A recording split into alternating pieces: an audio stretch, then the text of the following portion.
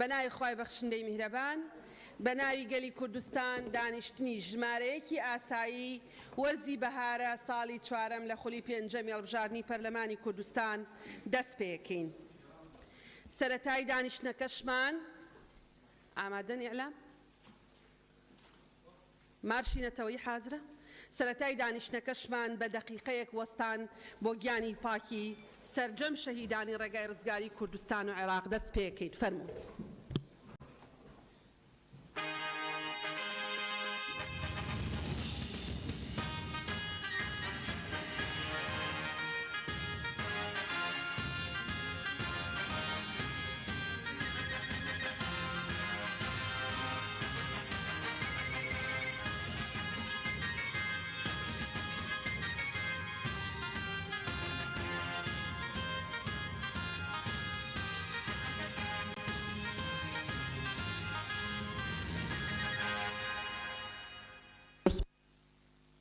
فەرموون. زۆر سوپاس.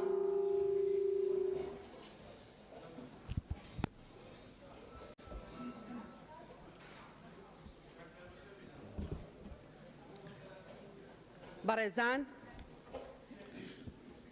ئێستاش دەرفەت بە بەڕێز سکرتێری پەرلەمان ئەدەین بۆ خوێندنەوەی بەرنامەی کاری ئەم دانیشتنە. فەرموون. بەڕێز سەرۆکی پەرلەمان بەرنامەی کار بەپێی حکمی مادەی 5 بڕگەی یەکەم لە مادەی 16 بڕگەی سەیەم لە مادەی 18 و بڕگەکانی یەکەم دووەم و سەیەم و چوارەم و پێنجەم لە مادەی 20 مادەکانی 47 48 و بڕگەی یەکەم لە مادەی 55 و مادەکانی 54 و 55 و 56 و 57 لە پەیڕەوی ناوخۆی پەرلەمانی کوردستان دەستەی سەرۆکایەتی پەرلەمان بریاردە بەرنامەی کاری دانیشتنی ژمارە 1 ئاسای خولی بەهارەی ساڵی چوارەم لە خولی پێنجەمی هەڵبژاردننی پەرلەمان لە کاتژمێر 12 نوێڕۆ ڕۆژی سێشەمە ڕێکەوتی 1 سەی 2022 بەم شێوەیە بێت. یەکەم، 1 دقیقە بێدەنگی وەستان بۆ ڕێزلێنان لە گیانی شەهیدانی کوردستان و عێراق لەگەڵ مارشینەتەوەی. دووەم، کردنەوەی خولی بەهارەی ساڵی چوارەم لە خولی پێنجەمی هەڵبژاردن لەلایەن سەرۆکی پەرلەمان بەپێی حکمی بڕگەی یەکەم لە مادەی 7 پەیڕەوی ناوخۆی پەرلەمانی کوردستان. سەیەم، وتەی بەڕێز سەرۆک پەرلەمان بە بۆنەی کردنەوەی خولی بەهارەی ساڵی چوارەم لە خولی پێنجەمی هەڵبژاردننی پەرلەمانی کوردستان. چوارەم، وتەی بەڕێزانی سەرۆک فراکسیۆنەکانی پەرلەمان بە بۆنەی کردنەوەی خولی بەهارەی ساڵی چوارەم لە خولی پێنجەمی هەڵبژاردننی پەرلەمان لە 5 خولە کەمتر بێت. نەبێت. بەخۆی نووسرا نەبێت. بێت. بەڵێ بەڕێز. پێنجەم، دەنگدان لەسەر ئەم پرۆژە و پێشنیازە یاسایانەی خوارەوە بەپێی حکمی مادەکانی 90 91 93 96 97 لە پەیڕەوی ناوخۆی پەرلەمانی کوردستان. 1 پێشنیازە یاسای پاراستنی ئەرشیڤ لە هەرێمی کوردستان. 2 پرۆژە یاسای چەک لە هەرێمی کوردستان. 3 پرۆژە یاسای هەمواری یەکەمی یاسای وەزارەتی کارەبا لە هەرێمی کوردستان ژمارە 6 ساڵی 2021. شەشەم، خوێندنەوەی دووەم بۆ پرۆژە یاسای بەڕێوەبردننی و پاراستنی ئاو لە هەرێمی کوردستان بەپێی حکمی مادەکان 1970 لە پەیڕەوی ناوخۆی پەرلەمانی کوردستان. زۆر سپاس. بەڵێ، زۆر سپاس. بڕگەی دووەم، خوێندنەوەی دووەمە بۆ پێشنیازە یاسای. بەڕێزان، بۆی ئەوە لە پرۆتۆکۆڵ تەسجیل بێ. بەڕێزان، ئەمڕۆیەکی سێ وەرزی بەهارە لە ساڵی چوارەم لە خولی پێنجەمی پەرلەمانی کوردستانەکەینەوە. ئەندامانی بەڕێزی پەرلەمان، هاوڵاتیانی ئازیزی هەرێمی کوردستان، ئەمڕۆ ڕێکەوتی 1 سەی 2022 وەرزی بەهارەی یاسادانان لە ساڵی چوارەمی خولی پێنجەمی هەڵبژاردننی پەرلەمانی کوردستان دەست پێکەی. بەڕێزان، دەستپێکی ئەم وەرزە لە کاتێکایە کە جیهان و ناوچەکە بەگشتی و عێراق و کوردستان بە تایبەتی بە قۆناغێکی هەستیارە تێدەپەڕن. جیهان و ناوچەکە لە بەردەم چەند ئاڵنگارێکی گەورەدان.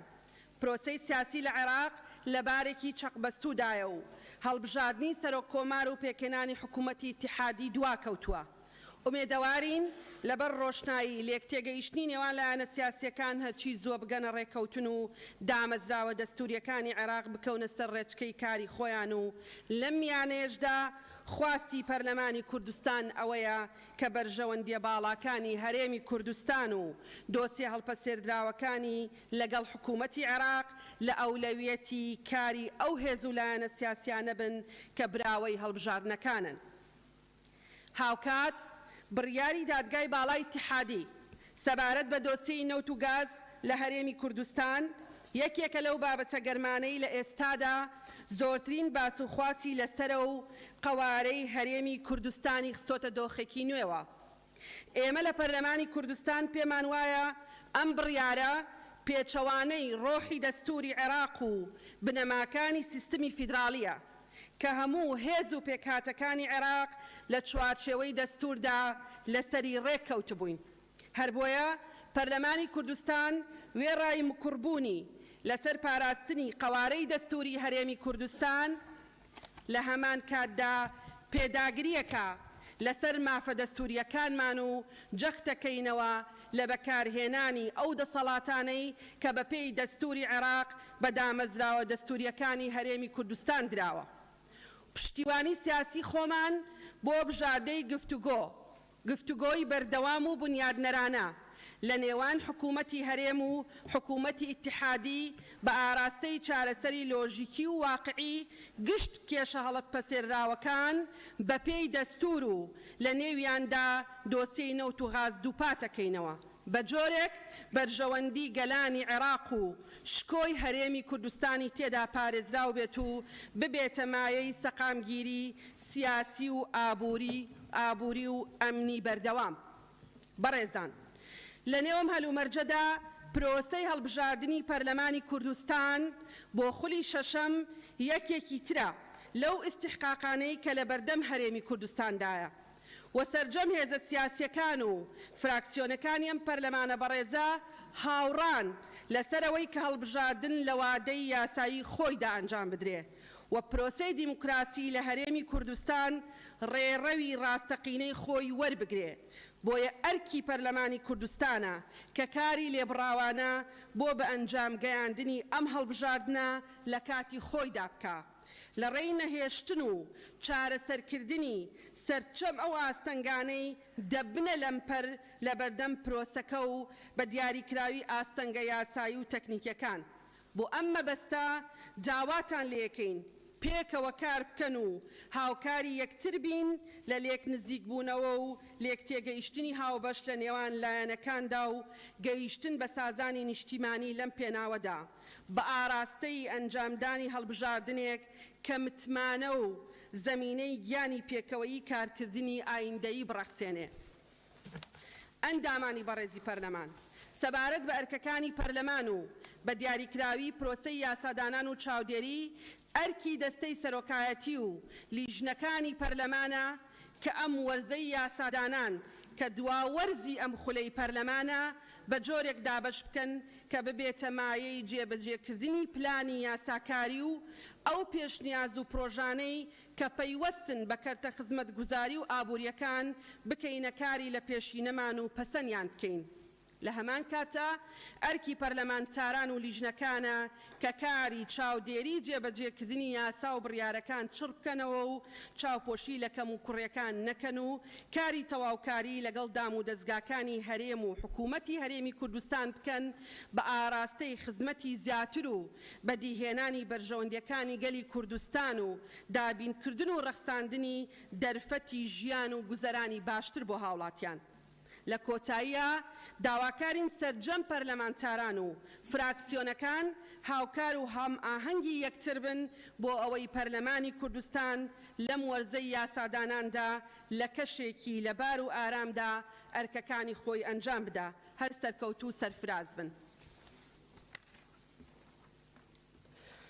بەڕێزان، دەست بە جێبەجێکردنی بڕگەی چوارەم لە بەرنامەی کاری ئەم دانیشتناکەین کە بریتیە لە وتەی بەڕێزان سەرۆک فراکسیۆنەکانی پەرلەمان بە بۆنەی کردنەوەی خولی بەهارەی ساڵی چوارەم لە خولی پێنجەمی هەڵبژاردننی پەرلەمانی کوردستان داش عێراق لە ماوەیەک کە لە 5 خولەک کەمتر بێ. فەرموون بە سەرۆکی فراکسیۆنی پارتی دیموکراتی کوردستان دکتۆر زانا دەست پێ دەکەین. فەرموون. بەناوی خوای گەورە میهرەبان بەڕێز سەرۆکی پەرلەمان بەڕێزانە دەستەی سەرۆکایەتی و ئەندامانی بەڕێزی پەرلەمانی کوردستان ئەمڕۆ 1/3/2022 هاوکات لەگەڵکردنەوەی وەرزی بەهارەی ساڵی چوارەمی خولی پێنجەمی پەرلەمانی کوردستان 43یەمین ساڵیادی کۆچی دوایی ژەنەڕالی مەزن بارزانی نەمر بەرز ڕادەگرین و درود و سڵاو بۆ گیانی پاچی سەرجەم شەهیدانی بزوتنەوەی ڕزگاری خوازی گەلی کوردستان دەنێرین و پەیمانی سۆز و وەفا بۆ ڕێبازە پیرۆزەکەی دووپات دەکەینەوە. لە کاتێکدا دەست بەکردنەوەی وەرزێکی تازە یاسادانان دەکەین، هەرێمی کوردستان وەک بەشێک لە عێراقی فیدرال بێبەش نەبووە لە کاریگەریەکانی ئەو ناسەقامگیریە سیاسیەی لە عێراق دەگوزارێت و بەداخەوە جارێکی تر و بە ڕێگایەکی جیاوازتر دەیانەوێت قەوارەی دەستوری هەرێمی کوردستان بکەنە ئامانج. بۆیە لەم دۆخەدا دەخوازێت بەرژەوەندیە باڵاکانی گەلی کوردستان لە سەروی هەر بابەتێکی تردا بنین و ڕایە جیاواز و ناکۆچیەکانمان هەرچی بن، پارێزگاری لە دامەزراوە دەستوریەکان و ئەزمموی هەرێمەکەمان ئامانجی هەمولایەکمان بێت. بۆ ئەم مەبەستە پشتیوانی فراکسیۆنی پارتی بۆ هەر هەنگاوێکی یاسایی و پەیڕەوی لە پەرلەمانی کوردستان دەردەبڕین و پشتیوانی لە ڕاگەیەندراوی کۆبوونەوەی دوێنەی هەر چوار سەرۆکایەتەکەی هەرێمی کوردستان دەکەین. بەڕێز سەرۆکی پەرلەمان، لە ئەرچی یاسادانانمان وێ ڕای ئەوەی بەشێکی پرۆژەکانی حکوومەتی هەرێم و بەشێکی پێشنیازەکانی فراکسیۆنە جیاوازەکان وەک یاسا لە وەرزی ڕابردوو دەرچوێندران و بەشێکیان ئێستا لە پرۆسەی یاسادانانن، یاسای پێویستن بۆ پڕکردنەوەی بۆشایی یاسایی لە سێکتەرە جیاوازەکان.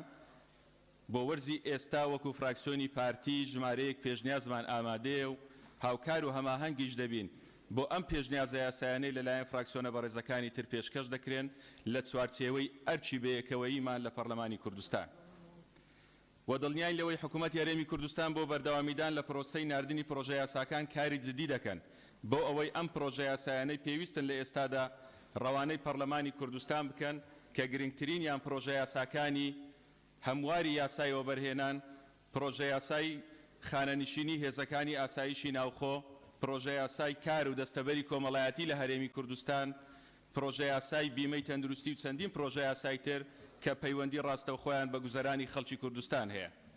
بە چوارچێوەی ئەرچی پەرلەمانیمان لە بواری چاودێریکردن، هەڤاڵانی فراکسیۆنمان بە هەماهەنگی ئەندامانی فراکسیۆنە بەڕێزەکانی تر لە لیژنەکانی پەرلەمانی پیشەیانە بەم ئەرکە هەڵساون داتای بەسەرکردنەوە و ئەنجامدانی کۆبوونەوەکانی لیژنەکان بە ئامادەبوونی بەرپرسانی حکوومەتی هەرێمی کوردستان گەواهیدەری ئەم ڕاستیەن و بەردەوامیدان بەم پرۆسە تەندروستە بە ئەرچی خۆمان دەزانی. بەڕێزان، لەوتاری ساڵێک بەر لە ئەمڕۆمان داوامان لە بەڕێزتان لە سەرۆکایەتی پەرلەمانی کوردستان کرد چارەسەری گرفتی یاسایی دەستەکانی چاودێری دارایی و دەستپاچی و مافی مرۆڤ و کۆمیسیۆنی هەڵبژاردن و ڕاپرسی لە هەرێمی کوردستان بکەن و ئامادەی فراکسیۆنمان بۆ هەماهەنگی لەگەڵ بەڕێزتان و فراکسیۆنە بەڕێزەکان دەربڕی. وێڕای دەستخۆشیمان بۆ چارەسەری گرفتی یاسایی هەردوو دەستەی چاودێری دارایی و دەستەی سربەخۆی مافەکانی مرۆڤ، بەڵام تا ئێستا دەستەی دەستپاچی و کۆمیسیۆنی هەڵبژاردن و ڕاپرسی لە بۆشایی یاساییدان. لە ئێستادا نزیک دەبینەوە لە کۆتایی ئەم خولەی پەرلەمان و لە فراکسیۆنی پارتی پێشوازی لە بڕیاری جەنابی سەرۆکی هەرێمی کوردستان دەکەین بە دیاریکردنی ڕۆژی 1 ئەم ساڵی 2022 بۆ هەڵبژاردننی خولی شەشەمی پەرلەمانی کوردستان و دەستخۆشی لە جەنابی سەرۆکی حکوومەتی هەرێمی کوردستان دەکەین بۆ ڕاستپاردنی لایەنە پەیوەندیدارەکانی حکوومەت بۆ دابینکردنی بودجەی پێویست بۆ هەڵبژاردن. ئەوەی ماوە هەڵسانە بە ئەرچی یاسایی و پەیڕەوی لە پەرلەمانی کوردستان بۆ لادانی بربەستە یاساییەکان بۆ ئەوەی هەڵبژاردن لە کاتی دیاریکراوی خۆیدا بەڕێوە بچێت. بۆ ئەم مەبەستەش دوای 5 کۆبوونەوەی سەرۆکی فراکسیۆنەکان سەرەڕای بوونی ڕای جیاواز هاوڕابوونی هەموو لایەک بۆ ئەنجامدانی هەڵبژاردن و بوونی چەندین خاڵی هاوبەش گەشتبینمان دەکات کە بەیەکەوە دەتوانین ئەم گرفتە یاساییانەی ماون چارەسەر بکەین و پرۆسەی دیموکراسی لە هەرێمی کوردستان بەردەوامی هەبێت. هەڵبژاردن وەک مافی هاوڵاتیان سیر بکرێت نەوەک مافی لایەنە سیاسیەکان. زۆر سپاس. بەڵێ زۆر سپاس. فراکسیۆنی یەکێتی نیشتیمانی کاکزیاد. بەناوی خوای گەورە و مهرەبان، بەڕێز سەرۆکی پەرلەمان، بەڕێز ئەندامانی دەسەی سەرۆکایەتی ئەندامانی پەرلەمانی بەڕێز، ئەم کاتتان باش. ئەمڕۆ دەستپێکی وەرزی یاسادانە ئاشکرایە لەم کاتە هەرێمی کوردستان و ناوچەکە بە دۆخێکی هەستیاری ئاڵۆزی سیاسی و ئابووری گوزەرەکات.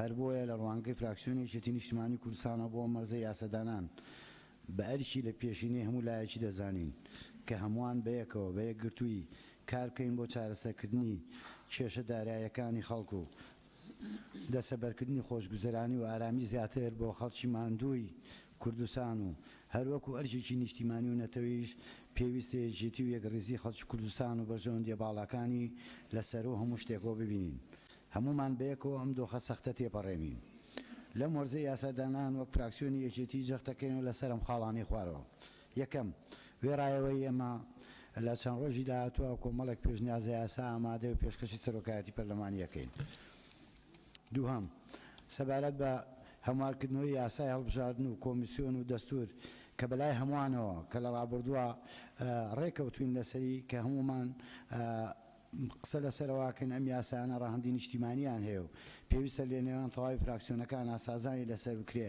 بۆ ئەم مەبەستە فراکسیۆنی یەکێتی نیشتیمانی کوردستان داواکەین بە زووترین کات ئامادەکاری بکرێت بۆ ئەوەی بتوانین هەموو ئەمانە تێپەڕێنین بە یەک و یەکگرتووی و کاتی هەڵبژاردن لە کاتی خۆیان لە هەرێمی کوردستان ئەنجام بدرێت دووهەم یاسای بودجە لە هەرێمی کوردستان پێویستە پەرلەمانی کوردستان بە جدی کار بکات کە حکوومەتی هەرێمی کوردستان پرۆژەی بودجە بنێرێتە پەرلەمانی کوردستان بەداخەوە هەموو لایەکمان نەزانین هەموو ئەو ناشەفافێت و نەعەدالەتی کە ئێستا باسەکرێ دەلالە لەواکە کە ماوەی 8 ساڵە هەرێمی کوردستان خاوەنی قانونی بودجە نیە لە کاتێکا ئێمە لە دوا راپۆرت کە لە کۆتایی ساڵی پار کە لێرە پێشکەش کرا بە پەسەندکردنی زۆرینەی ئەندامانی پەرلەمان ئەو ڕاستپادرە درا بە حکوومەتی هەرێمی کوردستان کە بە زووی کار بکات لەسەر نردنی پرۆژەی بودجە تاوەکو لەو کێشانەی کە ئێستا هەیە بەشێکی عیلاج بێت دووهەم چاکسازی لە سەرچاوەکانی داهات بە تایبەتی چاکسازی لە شەریکات و کۆمپانیا نەوتیەکان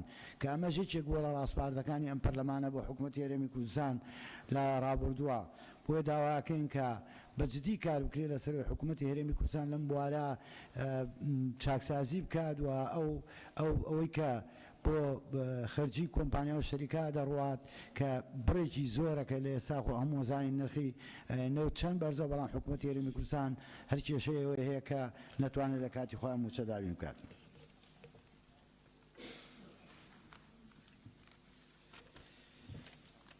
پێشنیازی ئاسای خانشینی هێزەکانی ناوخۆ کە ماوەی 2 ساڵە لەلایەن فراکسیۆنەکەمانەوە پێشکەش بە سەرۆکایەتی پەرلەمان کراوە ئەوە ماوەیەکی دوور و درۆژە چاوەڕێن حکوومەت ئەو پرۆژەیە بنێرێتە پەرلەمانی کوردستان و تاوەکو یاسایەک بۆ خانشینی هێزەکانی ناوخۆ دەربچێنرێت. موچەخۆرانی هەرێمی کوردستان بەڕێزان وەک هەموو لایەکە زانین لە دوایەوەی کە لێبڕینی موچە نەماوە بەردەوام موچەی موچەخۆرانی لە هەرێمی کوردستان بە ناڕەکوپێکی دابەشەکرێت و لە مانگێکە 25 ڕۆژی ئەمە بووەتە هەواڵ لە ڕاگەیاندنەکانەوە کە موچە دابەشەکرێ بۆیە پێویستە بەجددی کار لەسەرەوە بکەین کە حکوومەتی هەرێمی کوردستان و وەزارەتی دارایی ئەمە ئەگەر کێشەکە کێشەی فەنیاتە ڕێک بخرێتەوە و ئەگەر هەر کێشەی کەشە هەوڵی چارەسەرکردنی بدا ناکرێ ساڵەکەم کێشە هەیە و چەندین جار ئەمە ڕوبەڕووی وەزارەتی دارایی بوونەتەوە کە بڕیاریانداوە بۆ عیلاجکردنی مەبەستمانە فراکسیۆنەکەمان لەم وەرزا بە دوواداچوونکە بۆ سەبارەت بە چارەسەرکردنی ئەم کێشە کارکردن لەسەر بیمەی تەندروستی و بیمەی کۆمەڵایەتی کە پێشتر پرۆژەمان بۆ پێشکەش کردووە بە هەمیشەییکردنی فەرمانبەرانی گرێبەست و دامەزدان و ڕەخساندنی هالی هەلی کار لە هەرێمی کوردستان پەکەوتنی پرۆژە خزمەتگوزاریەکان لە ڕێگەوبان تا خزمەتگوزاریەکانی تر لە شار و شارۆچکەکانی هەرێمی کوردستان هەموارکردنەوەی یاسای وەبەرهێنان پلەبەرزکردنەوەی فەرمانبەرانی مەدەنی و سەربازی بەستنی منحەی زیندانیانی سیاسی و ڕزگاربووانی ئەنفال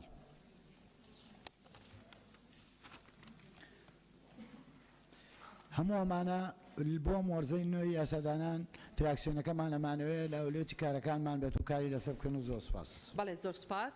سەرۆکی فراکسیۆنی گۆڕان گوڵستان خان. بەڕێز سەرۆکی پەرلەمان ئەندامانی بەڕێزی پەرلەمان سەری ڕێز و نەوازش بۆ سەرجەم شەهیدانی گەلەکەمان نەوی دەکەین پیرۆزبایی لە سەرجەم ئەندامانی پەرلەمان دەکەین بۆ دەستپێکی وەرزی بەهارە بە ئومێدی ئەوەی کە بتوانین کاراتر کار بکەین لەسەر ئەو یاسانەی کە ڕۆڵیان هەیە لە خۆشگوزەرانی و پەرەپێدانی ژیانی خەڵکو و پێشخستنی پرۆسەی سیاسی لە هەرێمی کوردستان و ئەرکی پەرلەمانی بەهێزترکەین لە ڕووی بەهێزکردنی دەستگاکانی چاودێری و دەستپاکی و چاودێریکردنی ئەدای حکوومەت لە پابەندبوونی بەهێڵە گشتیەکانی بەرنامەی کاری خۆی کە لەم پەرلەمانەوە خوێندرایە و متمانەی پێدرا لەسەر بنەمای هەنگاونان بۆ چاکسازی و کەمکردنەوەی ڕۆتین و پێشکەشکردنی خزمەتگوزاری زیاتر بە هاوڵاتیان. بەڕێزان ئێمە هەمومان دەزانین ئەو دەستکەوتانەی بەرئەنجامی تێکۆشانی خەڵکی کوردستان بەدەست هاتوون بەهۆی خراپی بەڕێوەبردن لە هەرێمی کوردستانی خستۆتە بەردەم هەڕەشەی لە ناوچوون. بۆیە پەرلەمانی کوردستان ئەرکی گەورەی لە ئەستۆدایە بۆ پاراستنی هەیمەنی هەرێمی کوردستان. بەداخەوە هەموو وەرزێک ئەم ڕاستپاردە و ڕاستیانە پێشنیار دەکەینەوە بەبێ ئەوەی هەنگاوی کردداری بۆ بنرێ ئاستەنگی بۆ دروست ئەکرێت لەگەڵ ئەوەی لە هەلومەرجێکی گۆڕاوی جیهانی و ناوچەی و ناوخۆیی داین.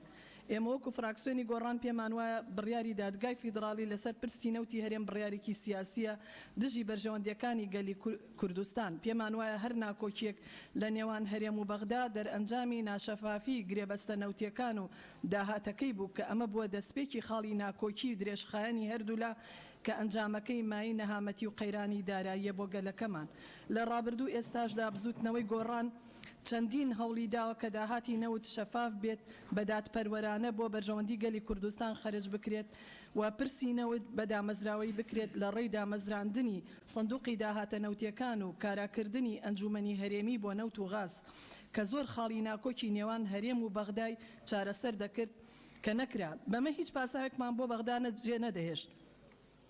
بۆیە داواکەین کە حکوومەتی هەرێم بەبێ دواکەوتن ئەرکەکانی جێبەجێ بکات لەگەڵ حکوومەتی فیدراڵی دانوستانێکی چڕ و پڕ بکات بە مەبەستی دۆزینەوەی ئالێتێک بۆ چارەسەری کێشەکان و پەرلەمانی کوردستان بتوانێت ئامادەکاری بکات بۆ یاسایەکی نوێ بۆ نەوت و غاز. بەڕێزان ئێمە هەمومان درک بەوە دەکەین کە دیاردەی تەخشانکردنی زەوی و مڵکی کشت و کاڵی زۆرە لە هەرێمی کوردستان کە پێویستە ئەمە بە یاسا ڕێگری لێ بکرێ هیچ کەسێک مافی داگیرکاری نەبێ شوێنی پرۆژەی خزمەتگوزاری و سەوزایی نەکرێتە پرۆژەی بازرگانی و زەویە نایابوو گرانبەهاکان تاڵان نەکرێن. خەڵکی کوردستان دەناڵێن بەدەست گرانی قەیرانی نەوت و غاز لە کاتێکا کوردستان خاوەنی سامانی نەوت و غازە. بۆیە دەبێت ئەو غاز و نەوتە سەرەتا هاوڵاتیان سوودمەند بن لێ دوای ئەوە زیادەکەی بە شەفافی هەناردەی دەرەوە بکرێت و داهاتەکەی بۆ خزمەتی هاوڵاتیان بێت.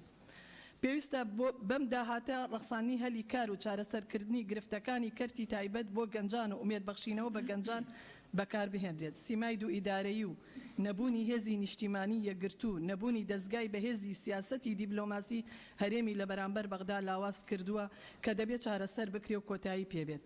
پێویستە حکوومەتی هەرێمی کوردستان یاسای بوجە بۆ پەرلەمان بنێرێت تا پەرلەمان پەسەندی بکە و نابێت لە ژێر هیچ بەهانەیەکە حکوومەت ئەم پرۆژەیە نەنێرێتە پەرلەمان کە زامنی شەفافیەت و دادپەروەریە. حکوومەت لە ڕابردوو بڕیاریدا ئەژماری بانکی بۆ موچەخۆران دروست بکە و پاشەکەوتی موچە بگێڕێت. تا ئێستا هیچ راپۆرتێکی وردەکاریمان بەدەست نەگەیشتۆ بۆ خشتەی دانەوەی ئەو موچە نەدرا و پاشەکەوت کراونە کە پێویستە پەرلەمان جەختی لەسەر بکاتەوە. نەبوونی دەستگای نیشتیمانی بۆ دانوستان لە نێوان هەرێم و بەغدا بۆ پاراستن و بەدیهێنانی مافە دەستوریەکانی خەڵکی کوردستان کە چارەسەری کێشەی ناوچە دابڕێنراوەکان و جێبەجێکردنی مادەی 140 بکات. ئازادی ڕادەربڕین و خۆپیشاندان لە قەیراندا خەڵکی زیندان دەکرێ و هاوڵاتی لەسەر زیندان ئەکرێت کە دەبێ مەودای ئازادی ڕادەربڕین فراوان بکرێ و مافی هاوڵاتی بوون بۆ لە هەرێمدا پارێزراو بێت بۆ گەلەکەمان. داوا ئەکەین کۆتایی بهێنرێ بە قۆرخکاری و ڕێگریکردن و دەستێوەردانی حیزب لە کاروبارەکانی حکوومەت لە دادگا و ئەنجومەنی دادوەریەکان بۆ ئەوەی کە بتوانین هەم پرۆژەکانی وەبەرهێنان هەم دادگایکی سربەخۆ و لەگەڵیدا کوالیتی کۆنتترۆلی خۆراک و دەرمان و کەلوپەلی قاچاق کۆتایی پێبێ. پێویستە کۆکردنەوەی باج و ڕسومات جوانتر ڕێک بخرێتەوە و دەست بە سەراگرتنی کۆمپانیەکانی خزمەتگوزاری کاریگەری خراپی خستۆتە سەر داهاتەکانی حکوومەتی هەرێمی کوردستان دەبێت ڕێک بخرێتەوە. بەداخەوە ئەگەر بڵێن ئێستا حکوومەت بۆتە حکوومەتێک کە کۆمپانیەکان زۆربەی ئەرکەکانی جێبەجێکن کەمە گرفتی گەورەیە کە بێت چارەسەر بکرێت. ئەگەر بەڕێستان دوو دەقەکاتم بەنێ سپاس دەکەم دوو دیێڕماوە بەڕێسەرکی پەرلەمان. هەمواری یاسای خانەنشینی هێزەکانی ئاسایشی ناوخۆ یاسای داواکاری گشتی و ئەنجومەنی دادوەری هەمواری یاسای وەبەرهێنان و نووسینەوەی دەستور و هەمواری ئەو یاسانەی ڕەهەندی نیشتیمانیان هەیە لە ڕووی یاسای هەڵبژارنەوە بە گرنگ و پڕبای خەزانین. زۆر سپاس بۆ بەڵێ بەڕێستان. زۆر سپاس گوڵستان خان. مامۆستا عەبدولستار سەرۆکی فراکسیۆنی دادگەری کۆمەڵی دادگەری. بەناوی خوای بەخشندەی میهرەبان بەڕێز سەرۆکی پەرلەمان ئەوەی کە عرضتان دەکەین دید و تێڕوانینی فراکسیۆنی کۆمەڵە سەبارەت بە خولی یاسادانانی بەهارە. ئێمە لەوە دەست پێ دەکەین کە پەیوەندی بە ژیان و گوزارانی خەڵکەوە هەیە. پێمان وایە کە ژیان و گوزارانی خەڵک لە پێشینەی کاری پەرلەمان و دەسەڵات بێ. بە تایبەتی ئێستا بەڕاستی خەڵک بە ژیان و گوزارانێکی خراپدا تێدەپەڕێ لە ڕووی موچە، یعنی هەمیشە فەرمانبەران و موچەخۆرانی هەرێمی کوردستان دەستیان لەسەر دڵیانە ئایا ئەم مانگە موچە لە کاتی خۆی دێ یا بە لێبڕینەوە دەدرێ یا زۆر دوا دەکەوێ. وە سەبارەت بە پاشەکەوتی موچە بە کاتی خۆی پرۆژەش پێشکەش کراوە کە چۆن ئەم پاشەکەوتی موچەی فەرمانبەران بجێڕدرێتەوە، لەگەڵ ئەوەی کە بەڕاستی پلە بەرزکردنەوە بۆ هەموو فەرمانبەران دەست پێ بکرێتەوە. و ئەوەی کە بەڵێنیاندا بۆ حکوومەت کە نەوتی سپی بۆ هەموو هاوڵاتیاندا بەش دەکەن، بەڵێ ئەوە بەڕاستی ئەم بەڵێنە نەبراوە هێندێکی. سەرۆکی فراکسیۆنێکی پەرلەمانی کوردستان قسە دەکات کابراک جۆمان لێ فەرموو. ئەو بەڵێنە نەچۆتە سەر کە نەوت بۆ هەموو هاوڵاتیان بە هەموو هاوڵاتیان بدرێ و دابەش بکرێ، بێزگە لە گرانی بازار و سوتەمەنی و بێکاری گەنجان و نەبوونی هەلی کار و تا دوایی. لەولاشەوە بەڕاستی زیاتر و زیاتر باز و ڕسومات زیاد کراوە لەسەر خەڵک و ژیانی خەڵک قورس کراوە. یعنی دوکانداری وا هەیە، خاوەن مارکێتی وا هەیە، دەڵێ من 5 زۆر 6 زۆر پارە دەدەم بە حکوومەت. بەڵام لەو سەریشەوە تەماشای بازارەکەی دەکەی، تەماشای هێنانی کەلوپەلی دەکەی کە چەند تووشی زیان و کێشە بووە.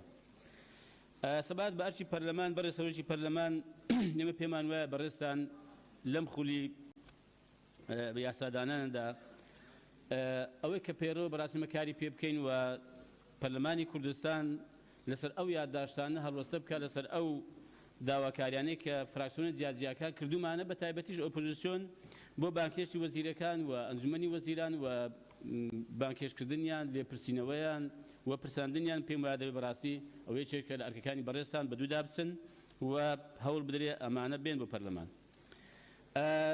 بەڕای ئێمە ئەو بڕیارە کە پابەندی دارایی حکوومەتە کە سەبارەت بە کێشە داراییەکان پێشکەش کراوە، ئەمە یەکێک لە ئەرکە وەکارێک لە پێشینەکانی سەرۆکاتی پەرلەمانی ئەنجامی بدە ئەمجارە.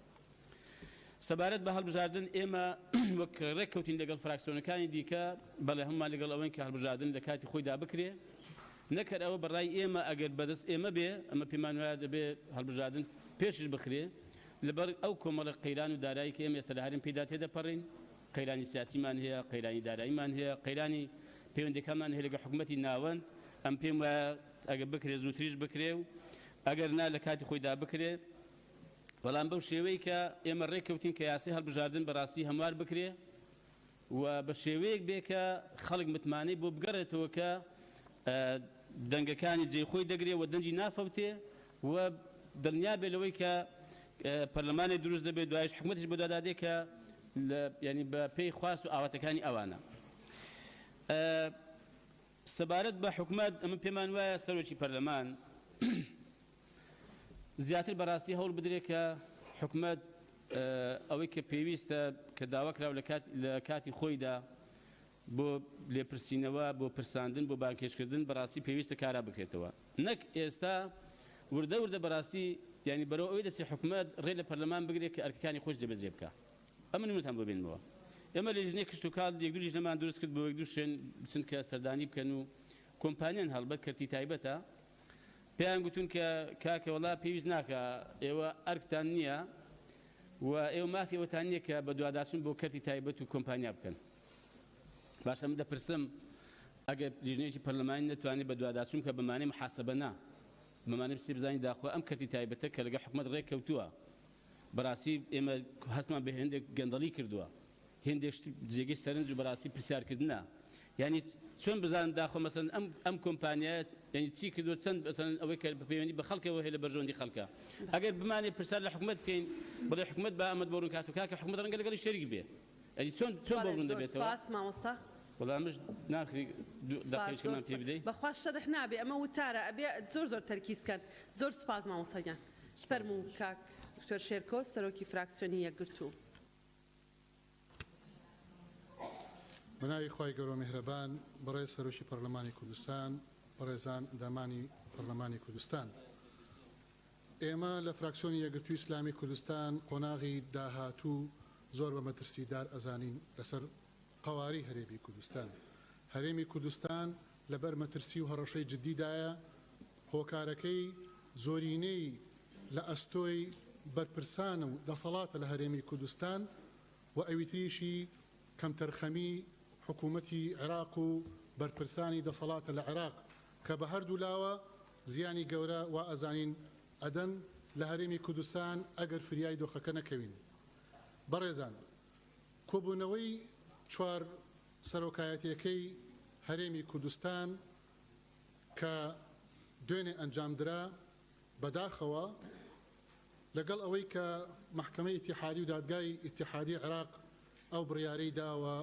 سەبارەت بە کەرتی نەوت و گازی هەرێمی کوردستان بەڵام کۆبوونەوەی چوار سەرۆکایەتیەکەی هەرێمی کوردستان و بە بەرچاوی ئەو چوار سەرۆکایەتیەی هەرێمی کوردستان کە ئەبوایە ئەولەویات و کۆبوونەوە لە پێناوی دۆخی ئەم نیشتیمان و ئەم هەرێمی کوردستانە و ئەو هاوڵاتیانە بوایە کە لە سەختترین حاڵەتیایەتی وەقەت هەرێمی کوردستان لەم شڵەژاویە سیاسیە و لەم دۆخی بژێویە و لەم ناسەقام گیریە ئابوووریە خراپتر نابێ و نەبووە لە قۆناغی ڕابردووە کە بە بەرچاوی هەر چوار سەرۆکایەتیەکەی هەرێمی کوردستان بوجە نادیارە پارە لە بانکەکان دیار نامێنێ بە نووسراوی فەرمی وەزارەتی دارایی کە ئەڵێ بانکەکانی هەرێمی کوردستان هەمووتان تکایە دەستکاری داهاتی بانکەکان مەکەن مەهێڵن دەستکاری بکرێ ئاما بەڵگەیەکی سەریح و فەرمی وەزارەتی داراییە ئاعترافە بە دەستکاریکردنی داهات کە ئەمە وای کردووە موچە دوا بکەوێ کە ئەمە وای کردووە ئەم گەندەڵیە گەورەی لەسەر حسابی قوت و بژێوی خەڵکی هەرێمی کوردستان بێ ئەم مەترسیە نیشتیمانیانە بەڕۆڕووی هەرێمی کوردستان بۆتەوە بە بەرچاوی چوار سەرۆکایەتیەکەی هەرێمی کوردستان بەداخەوە بە بەرچاوی چوار سەرۆکایەتیەکەی هەرێمی کوردستان نادادی و جێبەجێکردنی تەنها لە 130 یاساکانی پەرلەمانی کوردستان ئەنجام ئەدرێ چوار سەرۆکایەتیەکەی هەرێمی کوردستان لەکوێن لە ئاستی ناسەروەری یاسا لەم هەرێمی کوردستانە هەتاوەکو بەغدا پەلامارمان نەدا کۆنابنەوە ئەی کاتی ئەوە نییە نەئەبوایە زووتر ئەم چوار سەرۆکایەتیە کۆبنایەتە لەسەر ژێوی و قوت و ناسەروەری یاسا و هەموو نەعەدالەتی کە لە هەرێمی کوردستانە هەیە ملەتێک وا دەستی کردو بە خۆکوژی ملەتێک وا ژن ئەکوژێ بە ناحەق چوار سەرۆکایەتێکی هەرێمی کوردستان لەکوێن لە ئاستی ئەم هەموو مەترسیە نیشتیمانیە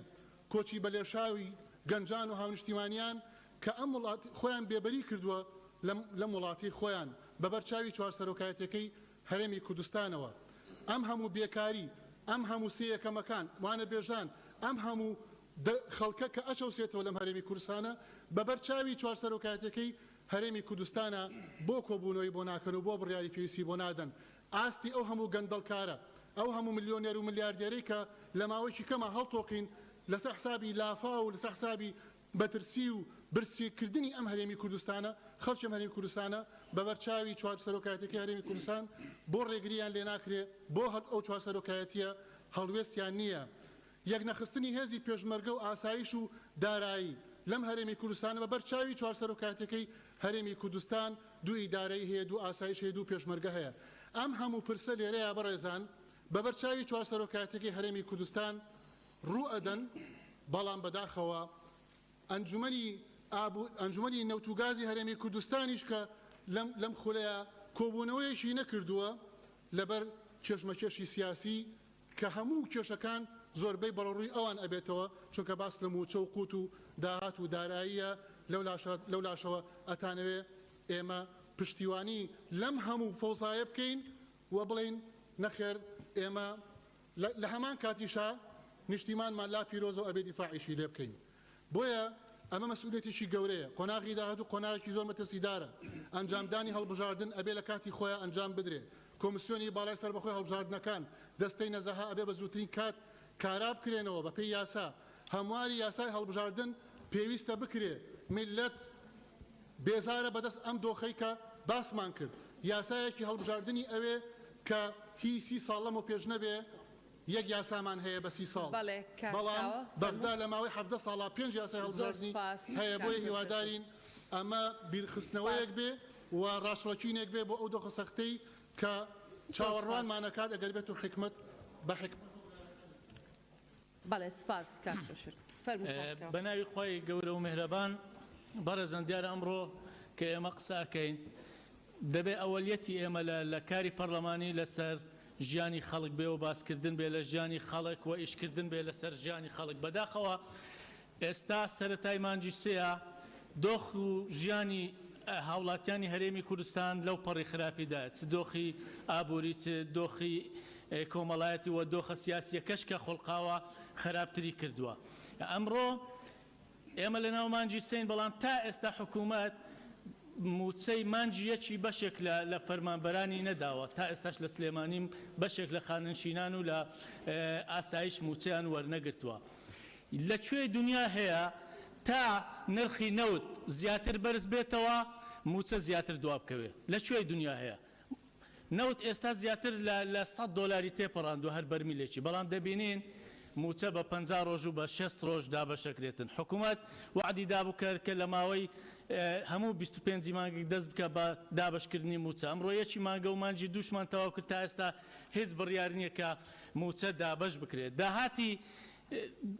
داهاتی نەوت لە ئێستادا سەروی ملیارێک دۆلارە مانگانە بەڵام هەر 350 میلیۆن دێتەوە خەزێنەی وەزارەتی دارایی واتە 130 داهاتی نەوت دەگەڕێتەوە ڕۆژانە 22,000 بەرمیل نەوت دەدرێتە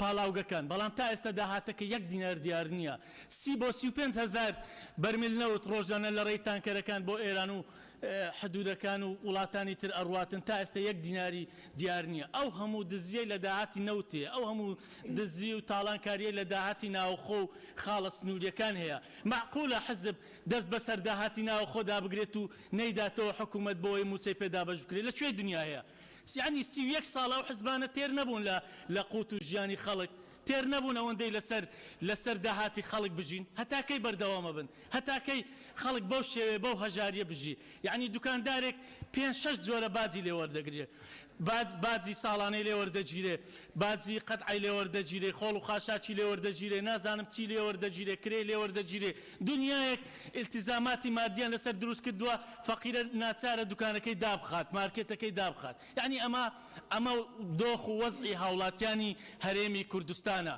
داهاتی گومرگ داهاتی ناوخۆ بە بەرچاوی هەموو پەرلەمان هەمومانەوە دوو حزب دەستیان بەسەرداگرتووە لەولا نایگەڕێنەوە بۆ حکوومەت ئەمە لەکوێ دنیایە کاکە چۆنە بێتن بەو شێوەیە حکوومەت بەردەوام بێت چۆنە بێت بەو شێوەیە حزب دەست بخاتە بینەقاقەی هاوڵاتیانی هەرێمی کوردستان بۆیە بەڕاستی گرنگە پەرلەمان ڕۆڵی خۆی بینێ کە لە پاڵ ڕۆڵی یاسادانان چاودێری کردنە ئەگەر پەرلەمانی کوردستان چاودێری نەکە ئەگەر حکوومەت بانگهێشت نەکە ئەگەر لێپێچینەوەی جددی نەکە بەڕاستی ئێمە هەمومان ئەو پەرلەمانە دابخەین بڕۆین باشترە مێژوەک لە خۆمان تۆمارەکەی نەک بەو شێوەیە لە ناو پەرلەمان بمینەوە بڕوا بکەن ئێمە وەک فراکسیۆنینەوەی نوێ یەکەم کەسە بین دەست لە کارە چێشینەوە و دەڕۆینە دەرەوە لەو پەرلەمانە ئەگەر بڕیارە پەرلەمان بە بەرنامە بێهێز بکرێتن بڕیارە پەرلەمان وا لێ بکرێتن کە ئەوەی خۆی لە دەست بدا سنگ و قورسایی خۆی لە دەست بداتن مەسەلەی یاسای کۆمیسیۆن و یاسای هەڵبژاردن ئێمە لەگەڵ ئەوەن کە کۆمیسیۆنێکی نوێ لە دادوەری سەربەخۆ بێلایەن پێک بهێنرێ لەبەرەوەی کۆمیسیۆن دەڵێ کۆمیسیۆنی سەربەخۆ مادەم سەربەخۆی دەبێت دادوەری سەربەخۆ بێلایەن هاوشێوەی عێراق لە کۆمیسیۆنێکی نوێ پێک بهێنێ نەک بە پشکێنەی حەزبی دابەش بکرێ یاسای هەڵبژاردن 7 جارە هەموار کراوەتەوە لە ڕاستیدا ئەم یاسایە لە واقعی ئێستا بە کەڵکی ئەوە نایە کە هەڵبژاردننی ئەم جارێ پێ ئەنجام بدرێتن بۆیە گرنگە ئەم یاسایە خۆی گرنگە یاسایەکی نوێ دابڕژێ بەڵام لەبەرەوەی کاتمان لەبەردەست نییە پێویستە ئەم یاسایە هەموار بکرێتەوە بە شێوەیە کە لەسەر کۆمەڵێک بنەما و بە ئیتفاقی سیاسی و لەسەر کۆمەڵێک بنەمای دیموکراسی بۆی هەڵبژاردنێکی پاک و بێگەرد بە چاودێری نەتەوەی گرتوەکان و کۆمەلگەی نێودەوڵەتی هاوشێوەی عێراق ئەنجامی بدەین بۆی خەڵک باوەڕی بگەڕێتەوە بە هەڵبژاردنەکان لە کۆتاییدا دیان کێشەیتر لە هەرێمی کوردستان هەیە هیوادارم پەرلەمان بە ئەرچی یاسایی خۆی وەک مەرجعی سیاسی و یاسادانان لە هەرێمی کوردستان هەڵسێ کۆتایی بەو بارودۆخەنا لەبارە بهێت کە لە هەرێمی کوردستان هەیە کۆتایی بەو بارگرانیە بێت کە لەسەر شانی هاوڵاتیانی هەرێمی کوردستانە. بەڵێ سپاس کاکاوە کاک ڕۆمیۆ فەرموون. بەڵێ سەرۆکی پەرلەمان خوشک و برایانی پەرلەمان تارە بەڕێزەکان ئێمە وەکو هاوپەیمانی یەکێتی نەتەوەیی پیرۆزبایی لە سەرجەم خوشک و برایانی پەرلەمانتار دەکەین کە گەیشتینە وەرزی کۆتایی ساڵی کۆتایی ئەم خولی پێنجەمی پەرلەمانە هیوادارین ئەم وەرزە وەرزێکی پڕ بێ لە دەستکەوت وەرزێک بێ کە تایبەت بکرێ بە سەرجەم تایبەت بکرێ بەو یاسا و پرۆژە یاسا و بڕیارانەی کە پەرلەمان دەری دەکات کە پەیوەستم بە بژێوی خەڵک ژیانی خەڵک واتە باشترکردنی ژیان و بژێوی خەڵک و باشترکردنی داهاتووی خەڵک لە هەموو ڕوویەکەوە بە تایبەتی خزمەتگوزاریە سەرەتایەکان وەکو ئاو کارەبا موچە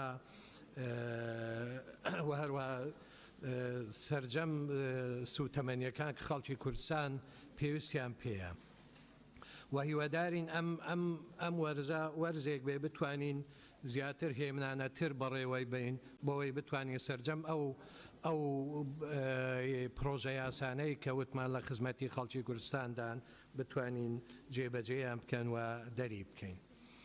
خاڵێکی تر ئێمە پێمان وایە وەکو پەیمانی یەکێتی نەتەوەیی کە دەبێ هەم هەرێم و هەم بەغداش بەڕاستی جدیانەتر بچنە پێشەوە بۆ بتوان کێشە کۆن و نوێیەکانی خۆیان چارەسەر بکەن. و یەکێ لە کێشە دوایینەکان ئەوە بوو کێشەی مەسەلەی بڕیاری دادگای فیدرالی عێراق کە پەیوەست بوو بە یاسای ڕەتکردنەوە یاسای نەوتوغازی هەرێمی کوردستان کە پەرلەمانی کوردستانی دەرچواندووە لە خولی دووەمی پەرلەمانە. ئێمە پێمان وایە ئەگەر چارەسەرێک نەبینینەوە پەرلەمان جددیتر نەبێ من پێم وایە یاسای تر و بڕیاری تر دەردەکرێت کە هەمویان دژی هەرێمی کوردستان و خەڵکی هەرێمی کوردستان دەکرێتن. بۆ ئەو مەبەستە ئێمە پێمان وایە کە دەتوانین بە شێوەیەکی هێمنانەوە لە هەمان کاتدا دەتوانین سوود لە زۆرێک لە مادە و بڕگەکانی دەستوری هەمیشەی عێراق وەربگرین کە پەیوەستم بە هەرێمی کوردستان و ئەو دەسەڵاتانەی کە دراوە بە هەرێمی کوردستان. بۆیە پێمان وایە کە ئەویش لە ڕێگەی ئەوە بێ ڕێکخستنی جموزۆڵی حزبولایەنە سیاسیە کوردستانەکان بە تایبەتی لە بەغدادا بۆ ئەوەی یەکگرتوانەتر و هاوکاری زیاتریان هەبێ بۆ ڕێگریکردن لە زعیفکردنی هەرێمی کوردستان و دام و دەستگا شەرعیەکاندیدا. بۆ مەسەلەی هەڵبژاردن ئێمە پێمان وایە دەبێ هەڵبژاردن لە کاتی دیاریکراوی خۆیدا بکرێتن چونکی بەڕاستی دواخستنی هەڵبژاردن پێمان وایە نەختێ دوورکەوتنەوەیە لە پرانسیپەکانی دیموکراسی هەموو وڵاتێک و هەموو دەوڵەتێک و پێمان وایە کە بارودۆخی هەرێمی کوردستان زۆر لە بارودۆخی عێراق باشترە کە لە دەی تشرینی یەکەمی ساڵی ڕابردوو پرۆسەی هەڵبژاردنیان بەڕێوە بردووە سەرکەوتوانە بەڕێوە چوو. مەسەلەی دەستور پێمان وایە دەستور ئەبێ هەرێمی کوردستان دەستوری تایبەتی خۆی هەبێ بەڵام هیوادارین لە هەمان کاتدا دەستوریش نەکرێتە قوربانی کێشە ناوخۆیەکانی حزبە سیاسیەکانی کوردستان کە لە خولی دووەم کە لە ساڵی 2009 پەرلەمانی کوردستان دەنگی لەسەر درا بەڵام لەوێ ئیتر وەستا و نەچوە خەڵکی هەرێمی کوردستان دەنگی لەسەر نەدا.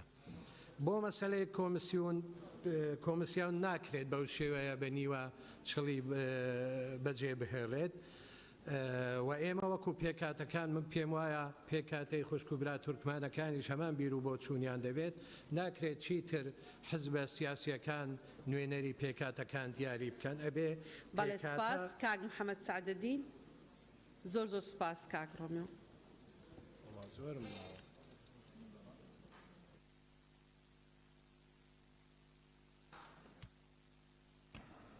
بەڕێز سەرۆکی پەرلەمان ئیمڕۆ لە دەستپێکی وەرزێکی نوێی پەرلەمان هەرێمی کوردستان و ئەزمونونەکەمان بە قۆناغێکی زۆر هەستیار تێپەردەبیت خەڵکی کوردستان بەهۆی ئەو زیهنیەتەی کە زۆرینەی حکومە لە عێراق و دامەزراوە شەرعیەکان ئارەسە دەکات ڕوبەڕووی گەورەترین تەحەدیات و دژایەتیدایە تەنانەت باڵاترین بنکەی یاسا و دادوەری کە دادگای فیدرالی عێراقە وەک ئارەتێک بەکارهێنرا و لەژێر چەتری ئەم دادگایە تەصفیاتی حیساباتی سیاسی و بڕیاری سیاسی درا بۆیە وەک فراکسیۆنی پارتی گەشەپێدانی تورکمان پێش خستنە ڕووی هەر بۆچوون و پێشنیازێک و ئەولەویاتێک بۆ وەرزی نوێ بەرامبەر ئەو تەحەدیاتانە سەخت دەگرنگی یەکڕێزی هێزە سیاسیەکان و تەبایی پێکاتەکان دەکەینەوە بۆیە و بۆ دانانی سنوورێک بۆ ئەم پێشیلکاریانە دژ بە خەڵکی کوردستان لایەنە سیاسیەکان و فراکسیۆنەکان یەکگرتو و یەکڕێز بن و وەڵامێکی بەهێزیان هەبێت بەرامبەر ئەم پێشیلکاریانە وەک پەرلەمانی کوردستانیش لە تەک کاری تەشریعی و پەرلەمانی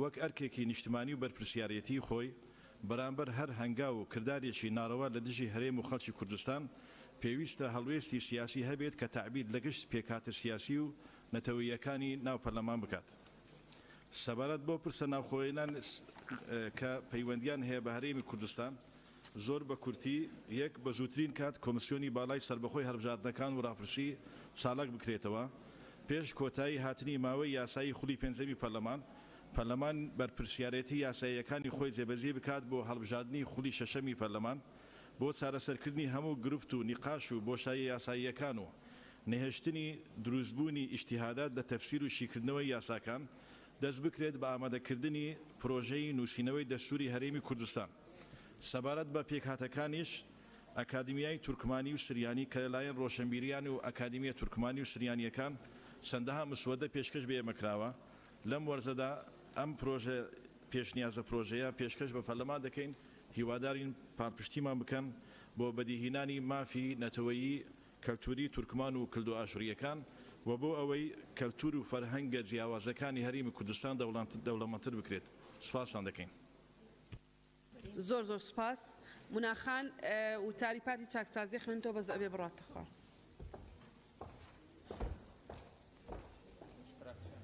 ئەویش فراکسیۆنە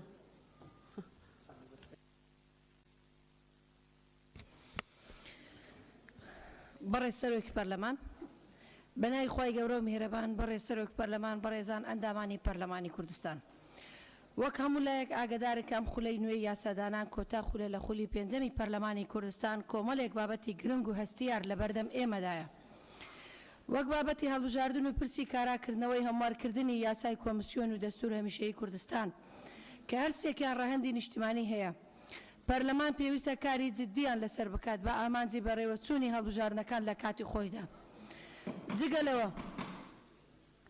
جگەلەوە دەبێت ئەوەشمان لەبیر نەچێت کۆمەڵێک پرۆژە یاسا و پێشنیازی یاسایی گرنگ ماون کە ڕاستەوخۆ پەیوەندیان بە ژیان و گوزەرانی خەڵکی هەرێمی کوردستانەوە هەیە پێویستە لەم خولەدا زیاتر هەوڵ بدەین کە کار بکەین پێکەوە بە یاسا بە ئامانجی زیاتر و خزمەتکردنی هاوڵاتیان وەک فراکسیۆنی پارتی چاکسازی تورکمان داخوازین کە ئەم خولە یاسادانانە ئارامی بتوانین بە یەکدەنگی بە سازان ئەم پرسە نیشتمانیە کە ڕەهەندی سیاسی و نیشتمانی هەیە بۆ بەرژەوەندیەکانی باڵای هەرێمی کوردستان پەسەند بکرێ و بە تایبەتی بە یەکدەست لە خزمەتی خەڵکی کوردستانی خۆشەویست هەوڵ بدەین کار لەسەر کێشە و گیر و گرفتەکانی هەنووکەیەکانی ئێستای هەرێمی کوردستان بکەین سەبارەت بە بریاری دادگای فیدرالی عێراق پێویستە پەیوەست بە نەوت و گاز بە هەرێم ئێمە وەکو پارتی چاکسازی تورکمان بە پێچەوانەی دەستور و بە ڕۆحی مادەی دەستوری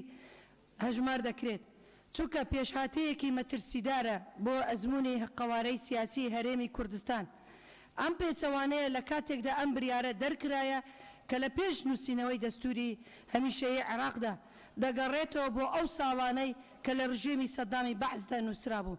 بۆیە ئەم بریارە بە هەموو شێوازێک ئێمە وەکو پارتی چاکسازی تورکمان ڕەت دەکەینەوە، بەرگری لە حەقی دەستوری خۆمان دەکەین و سازش بۆ ئەم حەقە دەستوریانە دەکەین کە لە مادەکانی دیاری کراوە. هەوڵ و مەرجی ئەو گۆڕانکاریەی خێرایەنەی کە عێراق و ناوچەکەی گرتووە و جیهان بەگشتی پیادە تێپەر دەبێت، بێگومان کاریگەری خۆی بەجێ دەهێنێت. پێویستە لە مرۆوە خۆمانی بۆ ئامادە بکەین و ئەوەی لە بەرژەوەندی خەڵکی کوردستان بێت ئەنجام بدەین. زۆر سپاس. بەڵێ زۆر سپاس. سەرۆکی پارتی چاکسازی هوناخان، فراکسیۆنی پارتی چاکسازی. کاک باپیر فەرموون جەنابتان. بەڕێزان سەرۆکایەتی پەرلەمانی کوردستان، بەڕێزان ئەندامانی پەرلەمانی کوردستان، ئەو کاتتان باش. ئەمڕۆ دەستپێکی وەرزی بەهارەی یاسادانان ساڵی چوارەمی خولی پێنجەمی پەرلەمانی کوردستان تەنها چەند مانگێکی ماوە بۆ هەڵبژاردننی داهاتووی پەرلەمانی خولی داهاتوو. لە کاتێکدا ناوچەکە و کۆمەلگای نێودەوڵەتی بە کۆمەڵک کێشە و گرفتی گەورە و گرفتارە، ڕوبەڕووبوونەوە ئاڵۆزێکی گەورە لە ئارادەیە. پێدەچێ و چاوەڕوان دەکرێت پانتایی کێشە نێودەوڵەتیەکان زیاتر بن و دابەشبوونێکی گەورە هەیە لە کۆمەلگای نێودەوڵەتی و گومان دەکرێت پرشکی ئەو ئاگرە بپڕژێتە ناوچەکەی ئێمەش. هاوکات لە عێراقدا ئەگەر و تەگەرە و گرفتی زۆر هەیە لە بەردەم پێکهێنانی حکوومەتی فیدرالی عێراق کە ڕاستەوخۆ کاریگەری لەسەر ڕەوشی ژیانی گەلانی عێراق دەبێتە هۆکاری ناوەقرەی سیاسی و ڕنگدانەوەی دەبێت لەسەر دۆخی ئابووری و کۆمەڵایەتی و ئەوەی جێگای هەڵوەستە لەسەرکردنە هێزە سیاسیەکان دابەش بوون سەنگەربەندی سیاسی جیاواز. هێزە سیاسیەکانی کوردستانیش پەرش و بڵاون و بێ ئامانجێکی یەکگرتو و بێ استراتیژێتێکی ڕوون. لەو کاتەشدا دادگای فیدرالی عێراق بڕیارێکی دەرکرد ئامانجی لێی سەرجەم دامەزراوەکانی هەرێمی کوردستان بوو، بە تایبەتیش دامەزراوەی یاسادانان کە ڕەتکردنەوەی یاسا و نەوت و غازی هەرێمی کوردستان بوو. بێگومان دادگای فیدرالی عێراق بە ئامانجێکی سیاسی بڕیارێکی سیاسی دەرکرد لە ژێر فشاردا. ئەوەش پێشهاتێکی مەترسیدارە لەسەر سیستەمی فیدرالی و پاشگەزبوونەوەیکی ئاشکرایە. گومانی تێدانیە کە هەنگاوی مەترسیداتر چاوەڕە دەکرێت هەرچەندە ئەو هەلومەرجەی ناوچەکەش پێیدا تێدەپەڕێت ئەو ئامانجە سیاسیە دژ بە گەلی کوردستان لە بواری کردەی نایەتە دی. ئەو قۆناغا لێمان دەخوازێت هاو هەڵوێست و یەکڕیز بین و بۆ ئەوەی بتوانین بەیەکەوە ڕوبەڕووی هەموو مەترسیەکان بینەوە و مافە دەستوریەکان بەدەست بهێنین. بۆیە پێشنیار دەکەم دامەزراوە فەرمیەکانی هەرێمی کوردستان بە ئەرچی خۆیان لە مەڕ مافە دەستوریەکان بە تایبەتی مادەی 140 و بەرکەوتەی هێزی پێشمەرگە لە منزومەی دیفاعی عێراقی و هەموو پێکهێنانی ئەنجومەنی فیدرالی کار بکەن، بە تایبەتیش ئەندامانی ئەنجومەنی نوێنەرانی عێراق. لە پەرلەمانی کوردستان دووەم پەرلەمانی کوردستان ئەرچی یاسایی خۆی هەڵبستێت بە هاوکاری هەموو فراکسیۆنەکان بۆ ئەوی هەڵبژاردن لە کاتی خۆیدا بکرێت. سێەم ڕەشنووسی دەستور ئامادە بکرێت و بۆ ڕاپرسی و پەسەندکردنی. چوارەم لەو وەرزەدا هەوڵ بدەین یاسای بودجە پەسەند بکرێت بۆ هێنانەدی عەدالەت و شەفافیت لە دەهات و خەرجیەکان. پێنجەم یاسای خانشینی یەکگرتوو پەسەند بکەین کە توێژێکی فراوانی خانشینان لە ژیانێکی کولەمەرجیدان. شەشەم هەمواری یاسای وەبەرهێنان بکرێتەوە ئەو یاسای کە ئێستا بەرکارە گەندەڵی زۆری تێدا هاتۆتە دی. شەشەم دەرکردنی یاسای کار و دەستەبەری کۆمەڵایەتی. حوتەم دەرکردنی یاسای خانشینی هێزەکانی ناوخۆ. هەشتەم پێداچوونەوە بە باج و خەراج و ڕەچاوکردنی ژیان و گوزەرانی خەڵک. نۆیەم بە هەڵکشانی نرخینەوە پێویستە حکوومەتی هەرێمی کوردستان ئەلف پرۆژە ناتەواوەکان تەواو کات و پرۆژە وەستاوەکان بەکار خاتەوە و باروبوویان بکرێت بۆ تەواوکردنیان و تەرخانکردنی بڕێکی پارە بۆ پرۆژە خزمەتگوزاریەکانی تەندروستی و پەروەردە. با بەڵێندەران گرفت و کێشەی زۆریان هەیە بۆتە کێشەی کۆمەڵایەتی دادگاکان و پێدانی بەشێک لە قەرزەکانیان بەڕێژەیی. کێشەی ئاو کارەبا بۆتە گرفتی ئاو کارەبا و سوتەمەنی بۆتە گرفتێکی هەموو ماڵێک پێویستە باشتر ڕێک بخرێت و کە نەبێتە بارگرانێکی ئەو کار بکاتە سەر ژیان و گوزەرانی چین و توێژەکانی کەم دەرامەت.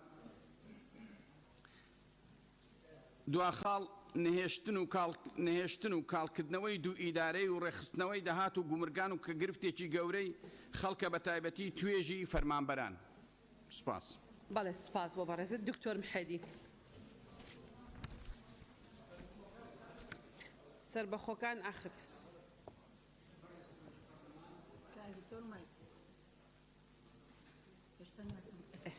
بەڕێز سەرۆکی پەرلەمان بەڕێزان دەستەی سەرۆکایەتی و ئەندامانی پەرلەمان ڕۆژتان باش.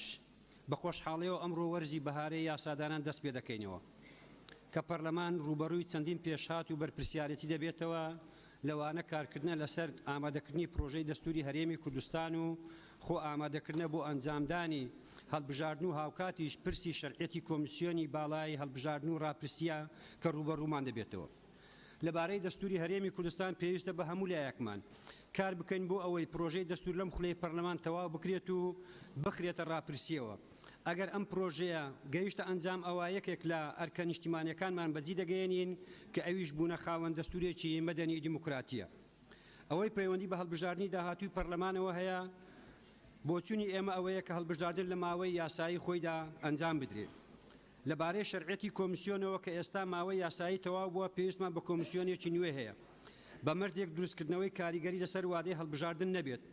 هاوکات ئەگەر بۆچوونی وا هەیە یاسای هەڵبژاردن دەستکاری بکرێت ئێمە لە فراکسیۆنی ئازادی لەگەڵ ئەوەین کە دەستکاری نەکرێت و چونکە یاسایەکی گونجاوە و بەشداری هەمووان مشۆگەر دەکات و لە ڕووی سیاسیشەوە قەوارەی کوردستان بە یەک پارچەیی دەپارێزێت. بەڕێزان بابەتێکی دیکەی گرنگ کە ئەویش پێویستە لێرە قسەی لەسەر بکەن ژیان و گوزەرانی خەڵکی کوردستانە. بۆ ئەوەش بەرنامەی حکوومەت بەبیر هەموو لایەک دەهێنینەوە کە لە ناوەڕۆکدا خاڵی باشی تێدایە لەمەر خزمەتکردنی هاوڵاتیانی کوردستان.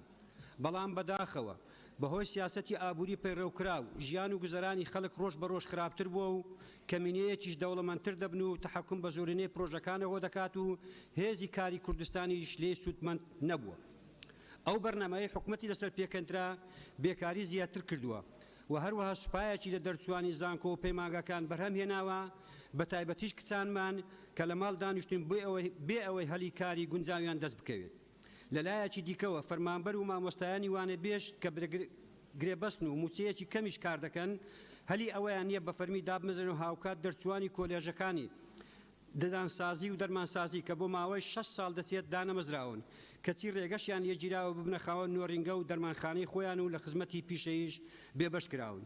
دایان بابەتی دیکە لەوانە ڕاگرتنی پلە بەرزکردنەوەی فەرمانبەران زیادکردنی باج و ڕسومات کە بەشێکی لە دەرەوەی یاساکان بەسەر هاوڵاتیان سەپێنراون جگە لە کێشە تەقلیدی و باوەکان کە بریتین لە کەمی ئاو و کارەبا و خراپی ڕێگاوبان و تەندروستی و کێشەی ناشەفافێت لە داهاتەکانی ناوخۆنەوت و هەروە دواکەوتنی موچە و ترسی گەڕانەوەی سیستەمی لێبڕینی موچەی موچە خۆرانی هەرێم سەرڕای دایان کێشەی دیکە سەرباری نەبوونی پرۆژە یاسای بودجە و ژمێرەی کۆتایی بۆ زیاتر لە 7 ساڵ دەچێت و بەردەوامبوونی ئەو قەیرانانە چارەسەر نەکردنیان لێکەوتەی خراپی لێ دەکەوێتەوە و کاریگەری لەسەر یەک ڕێزی نیشتیمانی دەبێت. دوایین قسەمان لەبارەی بڕیاری دادگای باڵای ئیتیحادیە لەمەرنا دەستوری بوونی یاسای نەوت و گازی هەرێم بۆچوونی ئێمە ئەم بڕیارە و لەو تەوقیتەدا بڕیارێکی سیاسیە و هەوڵێکە بۆ بەرتەسکردنەوەی فدرالەتی هەرێمی کوردستان ناکۆکە لەگەر ناوەڕۆکی دەقەکانی دەستوری عێراقی و پێداگری لە ڕێکەوتنێکی هاوسەنگ دەکەین لەگەر حکوومەتی عێراقیدا کە مافە دەستوریەکانی گەلی کوردستان بپارێزێت. لەوەشدا ڕوو لە پەرلەمانی کوردستان دەکەین وەک مەرجەعێکی سیاسی و یاسای ڕۆڵی کارەی خۆی بژێڕێ بۆ داکۆچیکردن لە مافەکانی گەلی کوردستان بۆ پاراستنی دەستکەوت و مافە دەستوریەکان و قەوارەی هەرێمی کوردستان و هاوکات داوا دەکەین کە هەرێمی کوردستان خۆی دوور بگرێت لە هەر جەم سەربەندیەک لە ئاستی ململانەی نێودەوڵەتیەکاندا بە تایبەتیش کە هەنووکە ناسەقامگیری و گرژی و شەڕی زلهێزەکانی جیهان لە ئارادایە لەگەڵ ڕێزماندا. زۆر سپاس. بەڵێ زۆر سپاس. کاک فەرید.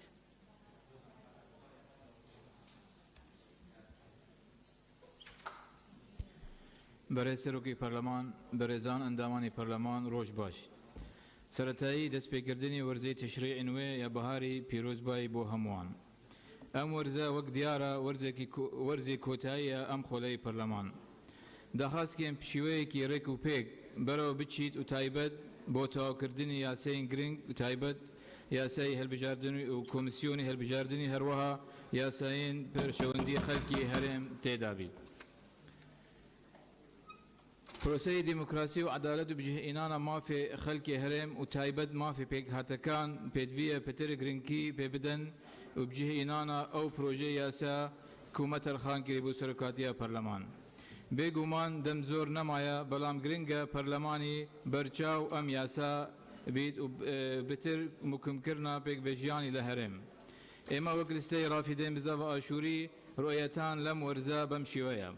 تایبەت بە هەلبژاردن و یاسای هەلبژاردن داخوازکەین پروژە یاسایی ماتەرخانکردی لە سیهی سێ 2021 تایبەت بە هەموارکردنی یاسایی هەلبژاردننی تایبەت بە کۆتا بەدەنگدانی بەم شێوەیە. دانانە تۆمارێن تایبەت بە خەلکی مە و سندوقی هەلبژاردننی تایبەت و خەلکی مە بتوانن دەنگی بدەنە کاندیدەت خۆ بە تەنیا وەک هەلبژاردننی ساڵە 1992.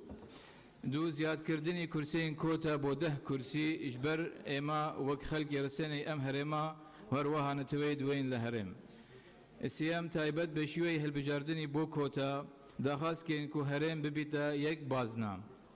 و داخوازکەین ئیش بۆ هەموو لایەن لە پەرلەمانی و ئەم کورسیên کۆتا نەبنە جهێ من ملانە بە شێوەیەکی عادل بهێنە لەناو پرۆژەی هەلبژاردن. تایبەت بە کۆمیسیۆنی هەلبژاردن ئێمە لەگەل نینکردنا ئەم کۆمیسیۆنە بە شێوەیەکی زامنی تەمسیلی خەلکی ئێمە تێدا بیت و ئەندامێکی سربەخۆ ڕستەقینە بێت هەلبژاردن. تایبەت بە بڕیاری دادگەی فیدرالی ڕۆیەتان لەم بابەتە و بێتە چارەسەرکردن لە دیڤ دستوری بشێوەیەکی زامنکردنی مافی خەلکی هەرێم تێدا بیت و هەروەها بشەفافیت دیار بکرێت کڕین و فرۆشتنە نەفت و غاز و بودجە لە بەرشەوەندی خەلکی گشتی. زۆر سوپاس. بەڵێ سوپاس کاک فەرید. کاکی مداد فەرمون. بە ناوی خوای گەورە her şeyden önce hepinizi saygıyla selamlıyorum ve yeni sezon bütün milletimize hayırlı olsun. Ben Avi Xoy Gevre, Barez Seröçi Parlaman, Barezan Endamani Barez. Amro karekani xuli baharey sali çuaremi Parlameni Kurdistan dest pê dikat. Em xula li katek de ke ême li berdem sê egerî serekî dayin. Awanîş yekem nusînewey destûr, karekirtinewey komisyonî hilbijardinekan û amadekarî bû hilbijardin. Duwem rûberûbûnewey biryarî Dadgehê Federalî Iraq sêyemîn aştewanî giştî li nêwan sercem hêz û layene siyasiyekan. Sebaret bi xalî yekem zor giring e lem xula de kar bikirêt bۆ ewey lêjineyê nûsînewey reşnûsî destûr yê herêm tefîl bikirêt û çûnke hebûnî destûr zor kêşey yasayî û îdarî çareser dikat. Her wiha erkî serşanî ême ye komisyonî hilbijardinekan tefîl bikeynewe û amadekarî bikeyn bo hilbijardinî xulî şeşemî Parlamenî Kurdistan ve yasayê hilbijardin bi tewafuk li nêwan sercem layene siyasiyekan dengî li ser bidirêt. Ême wekû berê Türkmanî legel eweyn kursî pêkhatekan bi pêy hezmî xۆyan boyan dabîn bikirêt bo nimûne Türkman li Herêmî Kurdistan jimareyekî taybetî diyarîkirawî heye we nabêt bîr li destkarî kursiyekanî bikirêt û çûnku berawird bi jimareyê pêkhatekan li Herêmî Kurdistan belkû ew rêjeya kemîşe. Sebaret be biryarî Dadgehê Federalî Iraq ême ew biryare bi biryarekî siyasî debînîn. Pêman waya debêt bi qanûn û bi pêy destûr welamî Bexda bideynewe we nabêt li mafî şerعî xelkî xۆman bêdeng bîn we pêwîst e melefî newt û gaz Herêmî Kurdistan bo hemû layek bi şêweyekî rûn şeffaf bêt û ta bitwanîn dîfaî li ser bikin. هەرچی بابەتی پێکەوەژیان و ئاشتەوانی نێوان هەرچی بابەتی پێکەوەژیان و ئاشتەوانی نێوان سەرجەم هێزەکانی هەرێم و خەڵک و حکوومەتە ئێمە لەبەرەی تورکمانی دەستی ئاشتەوایی بۆ هەموو لایەک درێژ دەکەین و داوا دەکەین چیتر خەڵکی خۆمان بە کێشەی نێوان خۆمان سەرقاڵ نەکەین. ئێستا کاتی ئەوە هاتووە واز لە ململانەیە کێشەی بهێنین و کە هیچ سوودی بۆ خەڵکەکەمان نییە چونکە خەڵک ماندووە بازار گرانە باج زۆر بووە موچە لە کاتی خۆی نادرێت بۆیە با بەیەکەوە خوڵی نمونەیی لە کاری پەرلەمانی بەیەکەوە ببینین و جێگای دڵخۆشی بۆ خەڵکی خۆمان بکەین لەگەڵ ڕێزم چۆک ساوەڵم. بەڵێ سپاس کاکیم دات. بەڕێزان کاتێک کە سەرۆکی فراکسیۆنێ قسەکە ئەبێ گوێتان لە وجهە نەزەری ئەو فراکسیۆنە بێ. کاک فاهیک. بەڕێز سەرۆکی پەرلەمان تاو فەرمون. وەکو ئەم هەمید زانین بریارە دادگەها باڵا فدراالە عێراقێ لەسەر دووسیا نەفتا هەرێمێ ئەوەڵ ڕۆژە 15/2022 دەرچووی بریارێکە ژێر فشارە سیاسی بی و مەبەستاوێ سیاسیە و بریارێکە نەدستوریە و بۆچی ئەف بریارە ئێستا هاتەدان چونکە ئارمانجاوێ دروستکردنا کێشەت ناف هەردوو حکوومەتە عێراقی حکوومەتە کوردستانی هەروەسا هێزا کووردا لاواز بکرد و قواری هەرێما کوردستانی بچووک و لاواز بکرد. ئەفجا ئەم داخوازش هەمی لایەنێت سیاسیên هەرێمێ دکین یەک هەلویست بن بۆ پارستنا مافên دەستوریên خەلکێ هەرێما کوردستانی ئەوێ هاتیە جێگرتکردن دستوری عێراقی ساڵە 2005دا. لەسەر بابەتە هەلبژارتنên خۆلا شەشەیە پەرلەمانی کوردستانی پێمان باشە لە کاتی خۆدا بێتە ئەنجامدان و یاسای هەلبژارتنە ئێستا الهەرێمێ بەرکارە و دیتنامە هیچ پێویست ناکرد الوێ قۆناغێ بێتە هەموارکردن. و لەسەر بابەتی ئەنجومەنی کۆمسیاران داوا هەمواریکردنی یاسا دەکەین و زیادکردنی ئەندامانی پێکهاتەکان لەو ئەنجومەنە.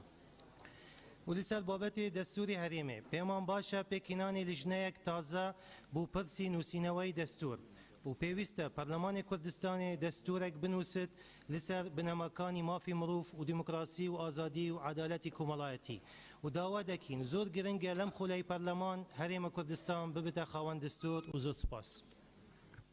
زۆر سپاس. کاک ئازاد فەرموون.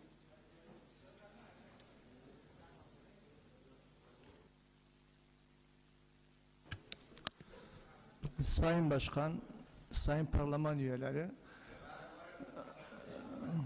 Kaka bas. Barezan.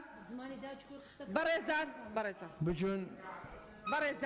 Bugün Kürdistan'da biz en cüvandığımız düzümle. Barezanın damani parlaman. یەکێک لە شانازیەکانی گەلی کوردستان و هەرێمی کوردستانەوەیە کە ڕێز لە هەموو پێکهاتەکانەگرێ. پێکهاتەکانی کە لێرە حزوریان هەیە ئەتوانن بە زمانی خۆیان بە ئازادانە قسە بکەن. فەرموو کاک ئازاد. Bugün biz Kürdistan'da en cüvandığımız şey parlamenda Türkmenlerin 5 kürsüsü var ve Kürt Aşur Almanların da 6 kürsüsü var. Bugün bir düşünce var, bu kürsüleri az etmek. Biz buna karşıyız.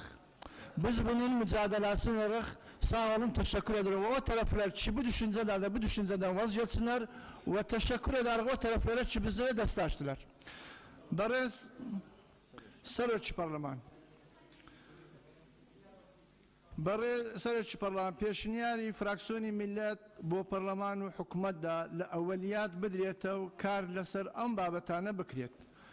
Bu behes kirdini dahat ziyad kirdin leser projeyi kıştukalu, gaştuguzari ve pişesazi ve sistemi şarevani bu gordriyet. Şarevani şar barıyor bu bab. Plan man hebet av bafiro netsetu sud la av werbigrin av kob keynawa bebeta badili nawt paş 20 sal grifti dünya debeta grifti av gas.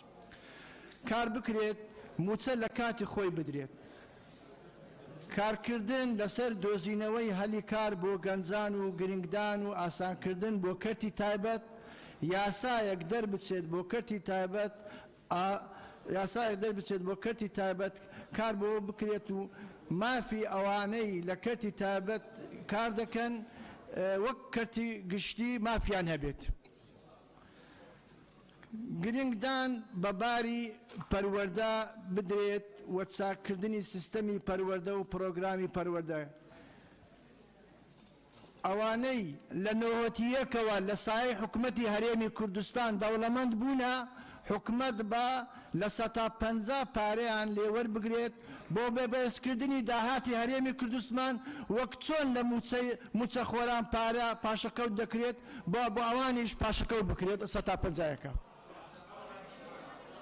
بەڕێزان چارەسەری کێشەی ئاو کارەبا بکرێت چونکە هەموو هاوڵاتێک پێویستی بە ئاو کارەبایە گرنگ بدرێت بە داواکاریەکانی پێکاتەکان و جێبەجێ بکرێت بە تایبەتی لە پەروەردە و ڕۆشنبیری بۆ پێکاتەکان بودجەیەک جیا بکرێتەوە لە وەزارەتی داراوی بۆ پرۆژەکان و چالاکی نەتەوەیی پێکاتەکان لە هەموو وەرزەکان داوا دەکەین جێبەجێ ناکرێت داوا دەکەین جێبەجێ بکرێت داوا دەکەین داواکاری پێکاتەکان و پرۆژەکانی پێکاتەکان جێبەجێ بکرێت و وازیش لە بیرکردنی کەمکردنەوەی کورسی کۆتاکان بهێنێت چونکە ئێمە زۆر شانازی پێ دەکەین جوانترین و بەهێزترین کار لە هەرێمی کوردستان بۆ پێکاتەکان ئەو بابەتەیە ئەویش لە ترسدایە پشتگیری بڕیاری هەر چوار سەرۆکایەتی هەرێمی کوردستان دەکەین سوپاس بەڵێ سوپاس کاگەزان دەستی خۆش بێت بەڕێزان لەو پێنج دقەیە هیچ کەسێک بێدڵی خۆی نەکردووە لە قسەکردن بە دڵی خۆی هەمووانیش ئەبێ پابند بن بە گوێگرتن لە وجهە نەزەری هاوڕێکەیان لە فراکسیۆنێکی جیاواز ئێمە بۆیە ئەم پێنج دقەمان داناوە بە ئازادی خۆتان قسە بکەن قسەشی تیا بووە ناپەیڕەوی بووە قسەشی تیا بووە قسە بۆ بە حیزبی سیاسی قسەشی تیا بووە قسە بۆ بە شخصی سیاسی بەڵام پێنج دقەمان داونەتێ لەبەرەوەی کردنەوەی وەرزە پێکهاتەکان ئۆپۆزیسیۆن حیزبەکانی کە لە دەسەڵاتن بە ئازادی دڵی خۆتان چیتان حەز لێ بۆ وتوتانە ئێمە لێرە ملزەمین بە پاراستنی حەقی هەمولایەک کێ قسەیەکی کێی پێ ناخۆشە ئەتوانێ بچێ مؤتەمەرێکی سحوفی لە دەرەوە لەسەر بکا بڵێ من لەگەڵ ئەو ڕەئیە نیم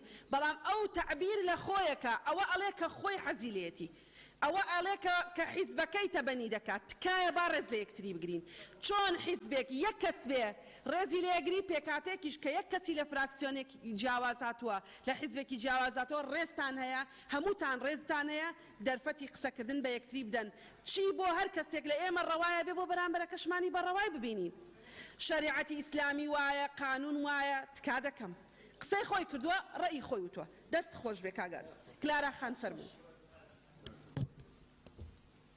بله نام خودی مازن و دلوان برای سروکی پرلمان افرو 43 سال سروغرا دوماهیه سرکرده و ریبر نشتیمان پرور دانر بنیاتین پیگوژیان و پاراستنا مافین پیکهاتان کردستان ملا مصطفى بارزانی در باز بون صلاف لگیان پاک پیروز و توای شهیدین کردستانه گلی کلدانی سریانی آشوری و همی کردستانیان دلگرانش سیاست حکومت عراقی برانبر حریم کردستانه و بریارا دادگاه اتحادیه عراقی سبارت یاسای گاز و غاز الحریم کردستانی نه دستوریه و بریارا کا سیاسیه و هفدجت گل دستور اتحادی و سیستم فدرالی و بیشیل کرنا مافو صلاحیات حریم کردستانه دیتنا ما اف بریارات گل چندین رفتار سیاسی دی دوی وقتی دا هولدانه جبونه هیلانا سرکفتنا ازمونا کردستانی دبیاوی آبادان کرنه دا و پیش وچونا آبوری و پیوندین دولتی جبر هندید وید دادگاه فدرالی پیداچونک کارخو یه راستقینه بکتن و سر بخویا خوب بپارزید دویری هفرکی و برجواندین سیاسی بیتن والویره دی آماده بینج بو بروانیش مافی حولاتین کردستانی و قوار سیاسی حریمه گل انجام دانا هلبجارتن وقت خداینا و هر وسا کارت کن بو هموار کرنا یاسای کمیسیونا بالا سر بخو هلبجارتن و پیدویا منوی نریخوی راستقینات دا هبید و ما فی میا ایروا هر وساج بو نویسینا دستور تخازین منوی نریخو هبیتن تلجنا نویسینا دستوری دا سبارت کوتا کو گلی ما 5 کرسی کن کوتا هنا ما فی ما و گلکی رسن کردستانیه و به هیچ رنگه که ریکنا دینا چلاین هولدان بکتش بو کم کرنا کرسی کن ما چونکه اوه ما فی ما یو پیدویه همی لاین اگر باوری بپک وجیانه و دیمقراسیت هبن پشتوانیا ما بکن جدسکفتن هر گرنگوین چارانوس بو گلی ما پشتی سرهلدانا پیروز سال 1991 دامزراندنا خاندنا سریانی بویه بریار وزارت پرورده یا جمارت 4 سال 1992 و بگومان ما فی گل میا و هر وصاب کریاری جبهه کرنا بنمای پیگوژیانه و پاراستنا هبونا گلکی رسن کردستانیه لو ما قوتابخانە هاتندانان الهولێری و دهوکێ و بدەهان قوتابی لێ دەرچوون و بوو ماوێڤان ساڵان هەمیە ئاستێ خاندنێ زمانێ سریانی نەلدیف ئاستێ حەزێن مەیە و زۆر کێماسیên مەزن لێ هەنە وەک بێسەروبەریە قوتابخانên سریانی بێسەروبەریە هەیکەلیەتیا ڕێڤەبەریە گشتی و پتنێ 4 کەس لێکار دکەن ji sala 2011 tanu ke çi kes nedamezrandiye ne wek mamosta ne wek serperiştiyar ne wek şaraza kadirê mamostayan zor dike min sererayê pêşkêşkirina raporta bû wezaretê lê çi pêngav nahêne dan ku pêdiviye sererayê hebûna qeyrana darayê îstîfnaek hebît bû pêk hatan çunke eger nehête çareserkirin dê dergehên qutabxanan hêne girtin û em razînînin لجنên taybetiyên heyn yê tercemekirina zimanî bû numûne bû zimanê Kurdiyê hene û imtiyazat hene û imkaniyatên mezin berdest hene û yên zimanê Siryanî hindek kesên xwebexş ve bê beramber û bê imtiyazat karê tercemê dikin ve li ser hesaba xwe ya şexsî. Lama divêt çavxişandinek vî babetî da bêhête kirin hikûmet harîkar bît wek hemiya û bê ciyawazî. Barapitiriya ew kesên hatîne danan wek wanebêj maaşên wan rêkrawên xêrxwaziyên gelêmet ditin. توی دمیداد ویا با وزارت بدتن و اگر افوانه بیجه نهینه وان قطابخانه داده او قطابخانه درگهت و نهینه گرتن و اوه بیشیل کرنه بو مافی پیک هاتا وک زمان دیگ الویره دیاداش تاکیب تیر و تسل دینه سروکاتیه پرلمانی و تخازم جدید گل وزارت پرورده ریکین گنجای بو چاره سر کرنه اوه گرفته جبو گرنگیدان زمان دیگ زمان یه سریانی دوی ورزیداد هاول دین یاسای اکادمیه زانستی سریانی تشریح کن پشتوانیا پارلمانتارین بریز. وک فراکسیونا ما دوی ورزیده هولدان دیکین هموار کردن یاسای جماره 5 سال 2015 یاسای پاراستنا مافین پیک هاتال هریما کردستانی که چندین ماده پیدویل بهن زیده کرن و هر وسا چندین ماده بهن هموار کرن بو پتر بنماین پیک دجیان زالبن کردستانی و هر وسا زامن کرن وان پیک هاتا. پارلمان کردستانی هردم پارێزگاری کریه جماوی هاولاتیان کردستانی لدیف چونا مدیف چون کری زور گرانید بازاری ده هیا سپاس کلارا خان کاک دیاری انور لجاتی رفیقکانی لسر بخوکار فرمو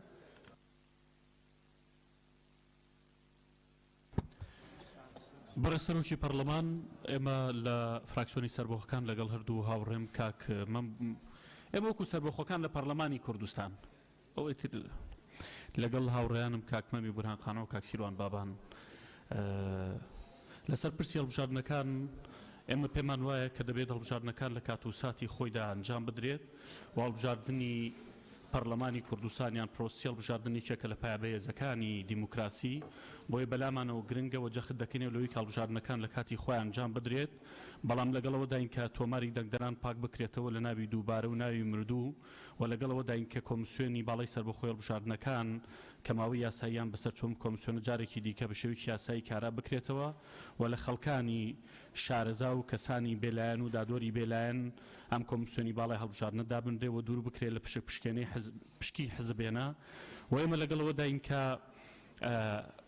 یاسای هەڵبژاردن بە جۆرە لە جۆرەکان هەموار بکرێتەوە کە لە خزمەت دۆخی ئێستەی هەرێمی کوردستانە بێ پرسی هەڵبژاردن ڕەهەندی نیشتیمانی هەیە بۆ بڕیاردان لەسەر هەر کەم لەمانە پێویستە لایەنەکان لە نێوان خۆیاندا کۆبنەوە بۆ سازان و دانووسانی لەسەر بکرێت بۆ ئەوەی پێکەوە بگەینە بڕیارێکی گشتگیر بابەتی بڕیاری دادگای فدراڵی عێراق لەسەر پرسی نەوت و غاز لە هەرێمی کوردستاندا بابەتە بابەتێکی چارەنووسازە و بابەتێکی گرنگە و پەیوەندی بە ئایندەی هەرێمی کوردستانەوە هەیە و تاکە دامەزراوە کە لە هەرێمی کوردستانە هەڵبژێردراوی ڕاستەوخۆی گەلە و دەتوانێت بە ناوی گەلەوە قسە بکاوە بڕیار بدا پەرلەمانی کوردستانە و بەپێی پێڕووی ناوخۆی پەرلەمانی کوردستانیش دەبێت پەرلەمانی کوردستان مەرجەعی یەکەم یاسایی و سیاسی بێ لە هەرێمی کوردستان بۆیە دەبێت لەم پەرلەمانی کوردستانەوە گفتوگۆ لەسەر و بابەتە بکرێت و چۆن چارەسەری ئەم بابەتە بکرێت و پەرلەمان دەتوانێت بڕیار لەمە بدا و بۆیە داوا دەکەین کە ئەم بابەتە لە نێوان حکومەتی هەرێمی کوردستان و حکومەتی ناوەندی چارەسەرێک دەرچەیەکی یاسایی بۆ بدۆزرێتەوە چارەسەرێک بکرێت بە جۆرێ بێت کە لە زیانی هاوڵاتیانی هەرێمی کوردستان و موچەخۆران و نەوەکانی داهاتوو هەرێمی کوردستان نەبێت و هەر وەفدێک دروست دەکرێت لەم هەرێمی کوردستانە لەژێر چاودێری پەرلەمانی کوردستان دابێت بۆیە بەلامانەوە گرنگە ئەم بابەتە لە نێو پەرلەمانی کوردستان بڕیاری لەسەر بدرێت. بابەتێکی دیکە کە زۆر گرنگە پرسی بوجە و موچەی لە هەرێمی کوردستاندا بەڕێ سەرۆکی پەرلەمان. ئەم بابەتە ماوەی 8 ساڵە پرۆژاسای بوجە نهاتۆتە پەرلەمانی کوردستان بۆ ئەوەی خەڵک چیتر قەلەقیەوە نەبێ موچە وەردەگریان موچە وەرناگرێت بۆ ئەوەی خەڵک چاوەڕێەوە نەبێت ئایا لێبڕینی موچە دەست پێ کاتەوە کەس نەوێرێت دەست بەرێتەوە بۆمانە دەبێت پرۆژاسای بوجە بێتە نێو پەرلەمانی کوردستان ناکرێت خەڵک مانگێ موچە وەرگرە مانکەیدی ئێستا لە پارێزگای سلێمانی گەورەترین نەخۆشخانەی شاری سلێمانی کە نەخۆشخانەی شارە دەڵێن داخرێ لە بەرەوەی دەرمان و پێداویستی تێدا نییە گەورەترین نەخۆشخانەی شار زبڵ خەریکە و شارە دەخوات دنیای کێشەی دیکە بەشێک لە فەرمانبەران تا ئێستا موچیان وەرنەگرتووە موچە دوا کەوتووە بۆ چارەسەرکردن ئەم بابەتانە دەبێت پەرلەمانی کوردستان ڕۆڵی کارە و فعلی هەبێت ئەگەر کێشەیە گەبێت لە ژیان و گوزەرانی خەڵکا لەم هەرێمی کوردستانە لە نێوان هاوڵاتی و حکوومەتە پێم وایە بەشێکی گەوری بەرپرسیارەتێکی دەکەوێتە سەرێمەوە کۆندامانی پەرلەمانی کوردستان و ئەم پەرلەمانی کوردستانە لە بەرەوەی خەڵک ئێمەی ناردوو تاوەکو بەڕاستی لێرە نوێنەرایەتیان بکەین. بابەتێکی دیکە کە زۆر گرنگە ڕێزگرتنە لەم پەیڕەوی ناوخۆی پەرلەمانی کوردستانە ئەمە دەبەستمەوە بەوەی بۆ ئەوەی جارێکی دیکە متمانە بۆ خەڵک بگێڕێتەوە خەڵک متمانی بە هەڵبژاردن هەبێت بۆی خەڵک باوەڕی بە پەرلەمان هەبێت پەرلەمانێکی کارا بێت دەبێت ڕێز لە پەیڕەوی ناوخۆی پەرلەمانی کوردستان بگیرێت و ڕێز لە کاری ئۆپۆسیۆنی بگیرێت. ئەمە کۆتاوەرزی یاسادانانە لەم خولی پەرلەمانی کوردستانە ئایا چەند پێشنیاز و پرۆژە یاسایی لایەنەکانی ئۆپۆسیۆن خراە بەرنامەی کارەوە و کاری لەسەرکرا لەم خولی پەرلەمانی کوردستانە گەر بم جۆرە بەردەوام بین بۆیە باسی ئەمە دەکەم ئەشتە مۆرزی یاسادانەمان لەبەردەماماوە ئەگەر نا ئەوەندەی دیکە خەڵک بێومێ دەبێت هەم لە پەرلەمانی کوردستان هەم لە پرۆسەی هەڵبژاردن لە نێو پەرلەمانی کوردستاندا دەبێت ڕێزدان لایەنەکانی ئۆپۆسیۆن بگیرێ پێشنیاز و پرۆژە یاساکانیان بە هەند وەربگیرێ و بخرێنە بەرنامەی کارەوە ناکرێت وەڵامی پرسیارەکان وەرنەگرن لایەنە ئۆپۆسیۆنەکان ناکرێت یاداشتەکانمان بۆ نمونە حکومەت ئامادە نەبێ وەڵامی بداتوان بێتە نێو پەرلەمانی کوردستان بە پێی مادەکانی پەیڕۆی ناوخۆی پەرلەمانی کوردستان کە داوامان کردو ئێستا لەسەرم دۆخەی کە هەیە نرخی $101.60 لەگەڵەوەی کە داهاتی ناوخۆ زیاد بووە خاڵە سنوورەکان گومرگ ئێستا کێشەی موچە هەیە و موچە زۆر بەستی دابەشەکرێت بۆ یاداشتێکمان ئامادە کردووە ئاراستی دەستی سەرۆکاتی پەرلەمانێکین کە وەزیری دارایی وەزیری سامانە سروشتەکان بێن ڕوونکردنەوە بدەن لە نێو پەرلەمانی کوردستاندا. بابەتێکی دیکە کە زۆر گرنگە هیوادارم هەموو فراکسیۆنەکان لەنێو پەرلەمانی کوردستانە پێکەوکاری لەسەر بکەین پێشتر پێشنیاز یاسامان پێشکەش کردووە پێشتر چەند جار یاداشتمان ئاراستی دەستی سەرۆکاتی پەرلەمان کردووە پرسی دامەزراندنە بۆ هەموو ئەوانەی کە خوێنتنیان تاو کردو لەم هەرێمی کوردستانە و بە هەمیشەییکردنی هەمووانەی کە گرێبەست و خۆبەخشن و دامەزراندن بۆ هەمووان نەک بۆ هەندێکە بێ بۆوانی دیکە نەبێت. زۆر سپاس. بەڵێ زۆر سپاس بەڕێزان ئەندامانی پەرلەمان دەست بە جێبەجێکردنی بەرگەی پێنجەمی بەرنامەی بەیانی دانیشتنی پەرلەمانێ بەڕێ ئێمە دەنگدانمانەیە سەرۆکی پەرلەمان ڕێگە بە با پەرلەمانتارانیش قسە بکە یعنی ئەو نقطەی نظامیمانەیە یعنی من حەڤەمانە یاداشتم داوە بە کاک بەڕێزان بەیانی دانیشتنی پەرلەمان هەیە بۆ بەڕێزان مەجاالدان هەر بۆی مەلەل دروست نەبێ هاوڵاتیانی هەرێمی کوردستان گویان لە 17 سەرۆک فراکسیۆن گرتووە ئێمە دەنگدا بەڕێزان تکایە با دەنگدان لەسەر ئەو پرۆژە یاسانە تەواوکەین بەیانی سەعات 11 دانیشتنی پەرلەمان بەردەوامە بێ پێش ئەوەی دەست بە جێبەجێکردنی بەرنامەی کار بکەین خاڵەپەیڕێەکانتان وەرەگرین. بەڕێزان وتمان تکامان لێکردن وتمان با ئەم وەرزەمان ماوە بە ئارامی تێپەڕێ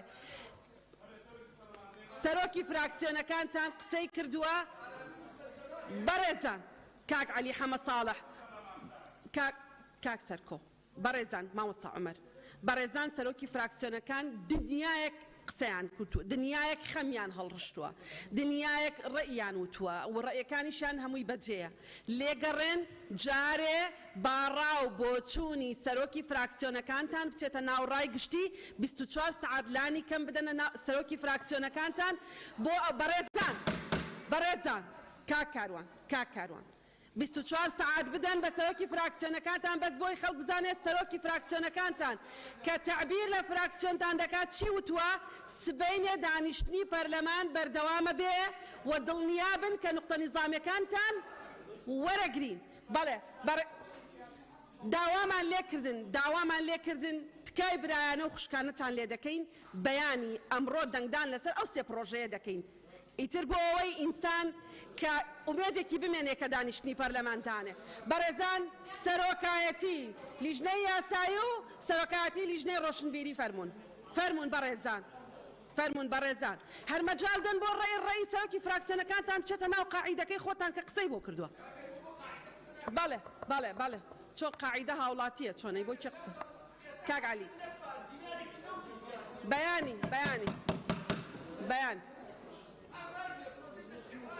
بەیانی ناتوانم ڕایگرم ئەویش بەشی ئەرکە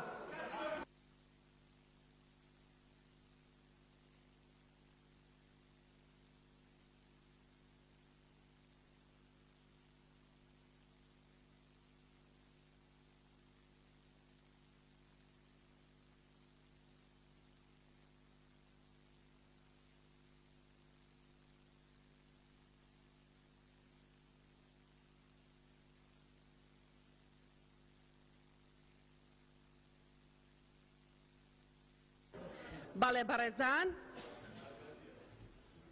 دەنگدان لەسەر پێشنیازە یاسای پاراستنی ئەرشیڤ لە هەرێمی کوردستان عێراق فەرمووە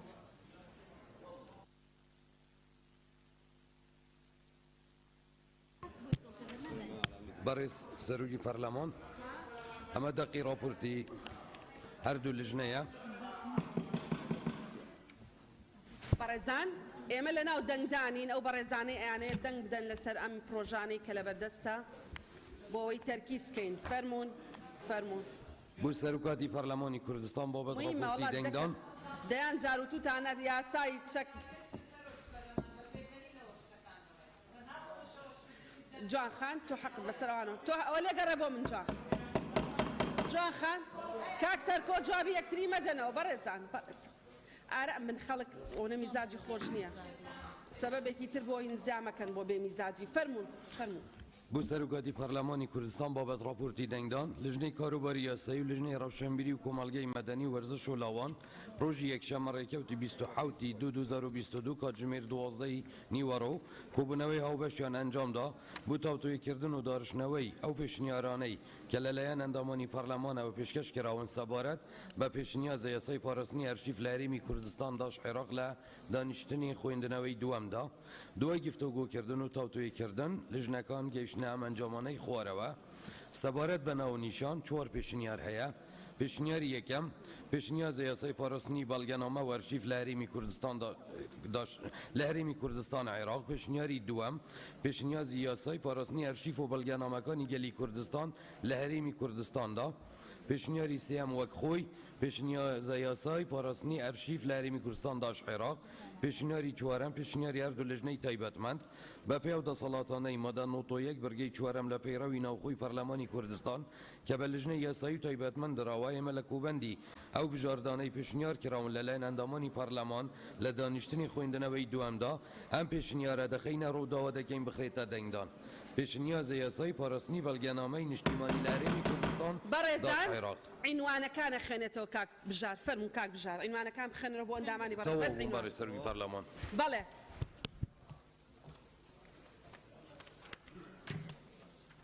سەبارەت بە ناونیشان بەڕێزان بەس ناونیشانتان بۆ خوێنینەوە سێ پێشنیازەیە پێشنیازە بەڵێ چوار پێشنیازە یاسای پاراستنی بەڵگەنامە و ئەرشیڤ لە هەرێمی کوردستان عێراق کێی لەگەڵا کەس دووەم کێی لەگەڵا فەرموون چێ بابچێ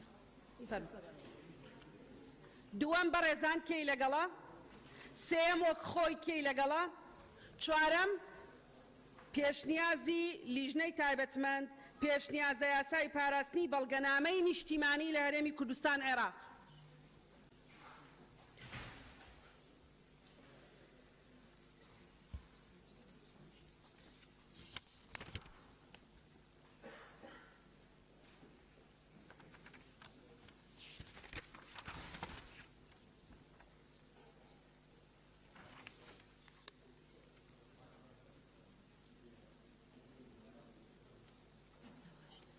بەڵێ بەدەنگی 78 ئەندامی پەرلەمان پەسەند کرا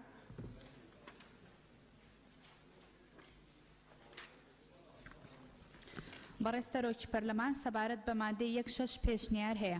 پێشنیار یەکەم مادەکە وەکو خۆی تەنها بڕگەی چوارەمی بەم شێوەی لێ بکرێت. چوارەم ئەرشیف زانیاری و بەڵگەنامەی تۆمارکراو لە شێوەی دەستنووس و چاپکرا و دەنگی وێنە ئامێرە ئەلکترۆنیەکان هەیە شێوازێکی دیکەی گشتی بێت یان تایبەت دروست کرابێت یان بەدەست هێنرابێت کە پەیوەندیان بە مێژوو کە لە پووری گەلی کوردستانەوە هەیە. پێشنیاری دووەم مادەکە خۆی تەنها بڕگەی سێم و شەشەمی بەم شێوەیە لێ بکرێت ناوەندی گشتی پاراستنی بەڵگەنامەکان. شەشەم ئەرشیفی تایبەتی ئەو زانیاری و بەڵگەنامانی کە خاوەندارەتیان بۆ کەسێک یان کۆمەڵ کەسێک یان ناوەندێک یان دامەزراوەیەکی ئەهلی دەگەڕێتەوە خەستەتی ئەرشیفی تێدایە. پێشنیاری سێم مادەکە خۆی تەنها لەگەڵ ئەم گۆڕانکاریانەی خوارەوە.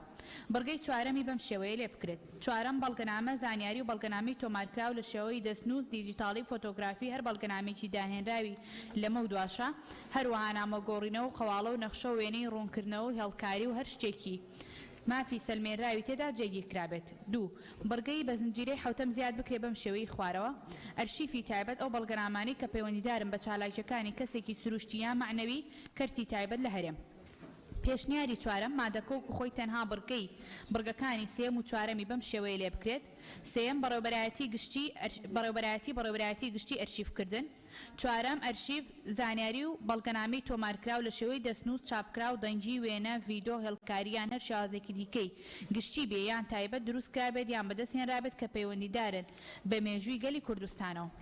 پێشنیاری پێنجەم وەکو خۆی مادەی یەک بەمبەستی حکومەکانی ئەم یاسای دەستەواژانەی خوارەومانەکانیان بەرامبەری دەگەێنن. یەکەم هەرێمی کوردستان داش عێراق. دووەم وەزیری ڕۆشنبیری و لاوانی هەرێم. سێم ناوەندی ئەرشیفی کوردستان. چوارەم ئەرشیف زانیاری و بەڵگەنامەی تۆمارکراو لە شێوەی دەستنووس چاپکرا و دەنگی وێنیان هەر شێوازێکی دیکەی گشتی بێت یان تایبەت دروستکراویان بەدەستهێنراوێت کە پەیوەندیدارە بە مێژوو کە لە پووری گەلی کوردستان. پێنجەم ئەرشیفی گشتی ئەو زانیاری و بەڵگەنامە پەیوەندیدارن بە چالاکیەکانی دامەزرا و فەرمیەکانی هەرێمیان لایەنی تایبەت ڕاستپێرا و بە خزمەتی گشتی یان ئەرشیفی تایبەت و ناوەند بەدەستی هێناون. شش ئەرشیفی تایبەتی ئەو زانیاری و بەڵگەنامانن کە خاوەندارەتیان بۆ کەسێک یان کۆمەڵ کەسێک دەگەڕێتەوە خەستەتی ئەرشیفی تێدایە. پێشنیاری شەشەم پێشنیاری هەردوو لیژنەی تایبەتمەندە مادەکە بەم شێوە بێ سەبارەت بە حکومەکانی ئەم یاسام زاراوانە و دەستەواژانەی خوارەوە ماناکانی بەرامبەریان دەگەێنن.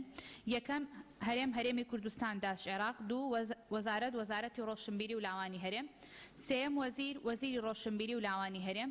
چوارەم ناوەندی بەڵگەنامەی نیشتیمانی لە هەرێم. پێنجەم بەڵگەنامە هەموو دەفرێکی پاراستنی زانیاری و ئەلکترۆنی و فۆتۆغرافی و دەستخەت و هەرداهێنانێکی کۆن و تازەی لەمە و دواشە هەروەها نامەگۆڕینەوە و تۆمار و نەخشە و وێنەی ڕوونکردنەوە و هێڵکاری و هەر شتێکی ژموڵکێکی سەلمێنراوی تێدا جێگیر کرابێ دەگرێتەوە. شەشەم ئەرشیفکردن کۆمەڵێک تەکنیک و ڕێوشێن و شێوازە بۆ کۆکردنەوە پاراستن و ڕێخستن و خستنەوە بەردەستی بەڵگەنامەکان بۆ سوودی زانستی و گشتی. حوتەم بەڵگەنامەی گشتی بەڵگەنامەی پەیوەندیدارە بە چالاکیەکانی دامەزرا و فەرمیەکانی هەرێم لایەنی تایبەتی ڕێسپێردرا و بە خزمەتی گشتی و حکومەتەکانی پێشووی دەوڵەتی عێراق لە کوردستان و دادگای باڵای تاوانەکانی عێراق و هەر بەڵگەنامەیەک لە عێراق پەیوەندیدار بێت بە خاک و گەلی کوردستان و ئەو بەڵگەنامە تایبەتیانەی ناوەند بەدەستیان دێنێت و خەستەتی گشتیان پێدەبەخشێت دەگرێتەوە. هەشتم بەڵگەنامەی تایبەت ئەو بەڵگەنامانەی کە خاوەندارێتیان بۆ کەسێکی سروشتیان معنەوی دەگەڕێتەوە و خەستەتی بەڵگەنامەیان تێدایە. دوو گۆڕینی دەستەواژەی ئەرشیف بۆ بەڵگەنامە لە هەر بڕگۆمادەیەکی ئەم یاسایەدا هاتبێت. بەڵێ بەڕێزان مادەی یەکەم 6 پێشنیازەیە. هەر بەڕێزێ لەگەڵ پێشنیازی یەکەمە فەرموون. کەسی لەگەڵ نیە بەڕێزێک لەگەڵ پێشنیازی دووەمە. کەسی لەگەڵ نیە بەڕێزێک لەگەڵ پێشنیازی سێمە. کەسی لەگەڵ نیە بەڕێزێ لەگەڵ پێشنیازی چوارەمە. کەسی لەگەڵ نیە بەڕێزێ لەگەڵ پێشنیازی پێنجەمە. کەسی لەگەڵ نیە بەڕێزێک لەگەڵ پێشنیازی لیژنەی تایبەتمەندە. خۆشمانە سێ بکە.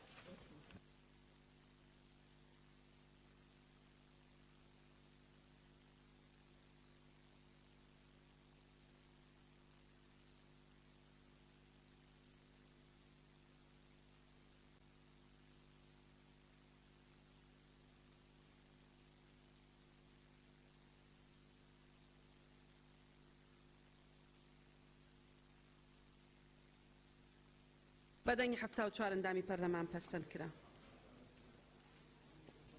بەڵێ. سەبارەت بە مادەی 2 و 4 پێشنیار هەیە. پێشنیاری یەکەم مادەکە وەک خۆی تەنیا بڕگەی سێم بەم شێوەی لێ بکرێت. سێم گەڕانەوەی سەرجەم ئەو بەڵگەنامە و نووسین و ڕێکەوتنامانەی لە ئەرشیفی وڵاتانی بیانی هەیە. پێشنیاری دووەم مادەکەوە خۆی تەنیا بڕگەی دووەم بەم شێوەی لێ بکرێت. دووەم بەدەستخستنی ئەو بەڵگەنامانەی تایبەتن بە حکوومەتەیەک لە دوایەکانی عێراق و پەیوەندیدارن بە خاک و گەلی کوردستان بە تایبەت بەڵگەنامەی ئەمنی و سەربازی و حیزبی و کەڕک لێوەرگرتیان لە بوارەکانی توێژینەوە و لێکۆڵینەوەدا.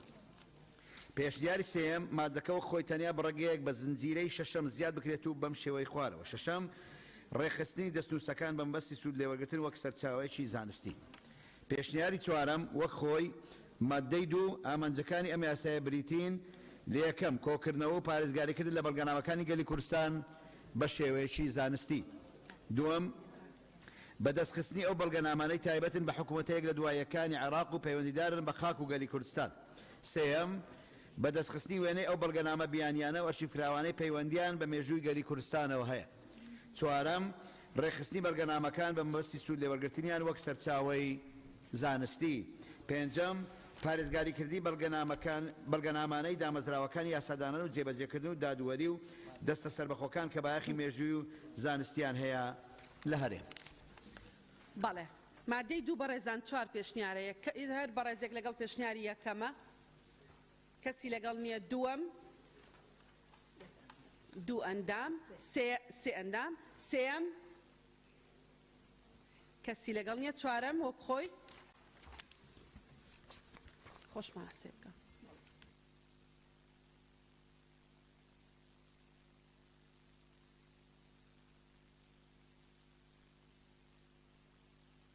بەڵێ بەدەنگی شەش ئەندام پەسەند کرا. فەرموون.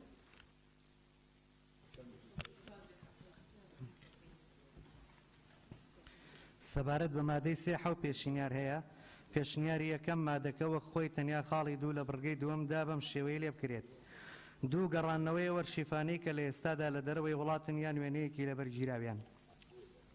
پێشنیاری دووەم خاڵی دووەم لە بڕگەی دووەمدا بەم شێوەی لێ بکرێت. دووەم گەڕانەوەی ئەو بەڵگەنامانەی تایبەتن بە مێژوو جوگرافیای خاکی کوردستان و گەلی کوردستان و لە ئەرشیفی وڵاتانن.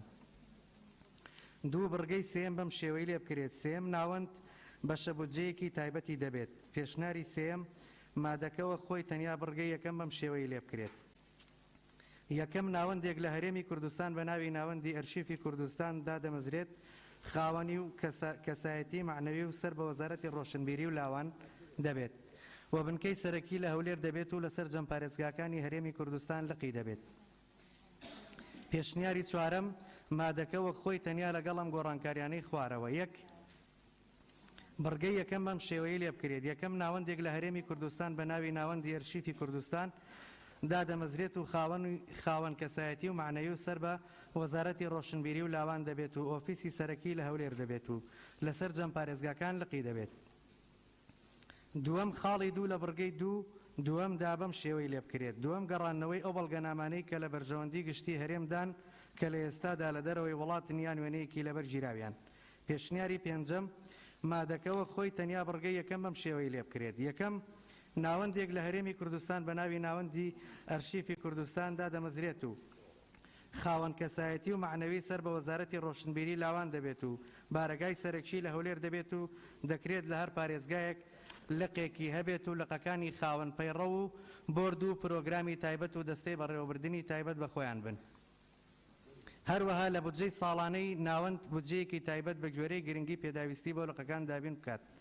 پێشنیاری شەشەم وەک خۆی مادەی سێ یەکەم ناوەندێک لە هەرێمی کوردستان بە ناوی ناوەندی ئەرشیفی کوردستان دادەمەزرێت و خاوەن کەسایەتی و معنەوی سەر بە وەزارەتی ڕۆشنبیری لاوان دەبێت و بارەگای سەرەکی لە هەولێر دەبێت.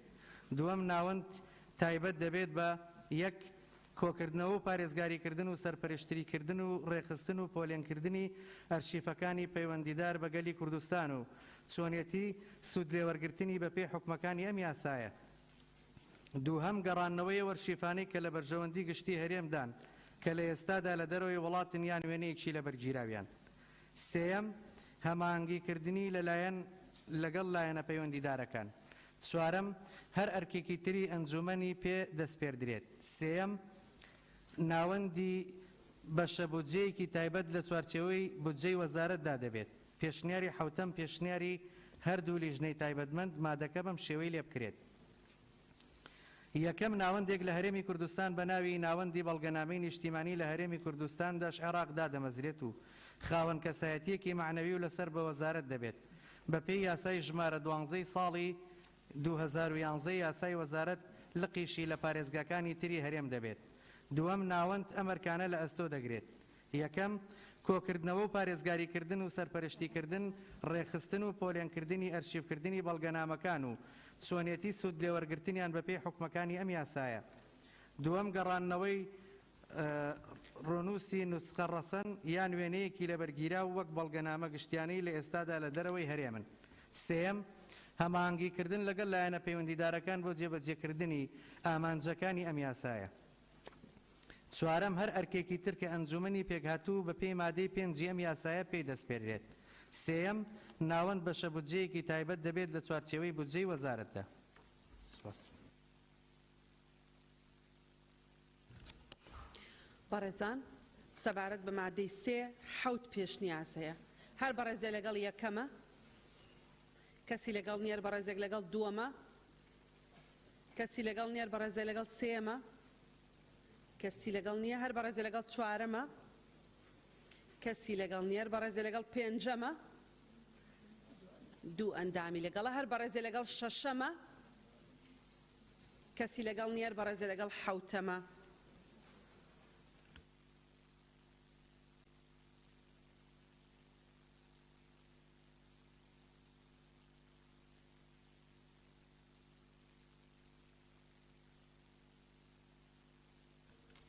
بەدەنگی 58 ئەندامی پەرلەمان پەسەند کرد. مادەی 4 بەڕێزان. بەڕێز سەرۆکی پەرلەمان سەبارەت بە مادەی 4 6 پێشنیار هەیە.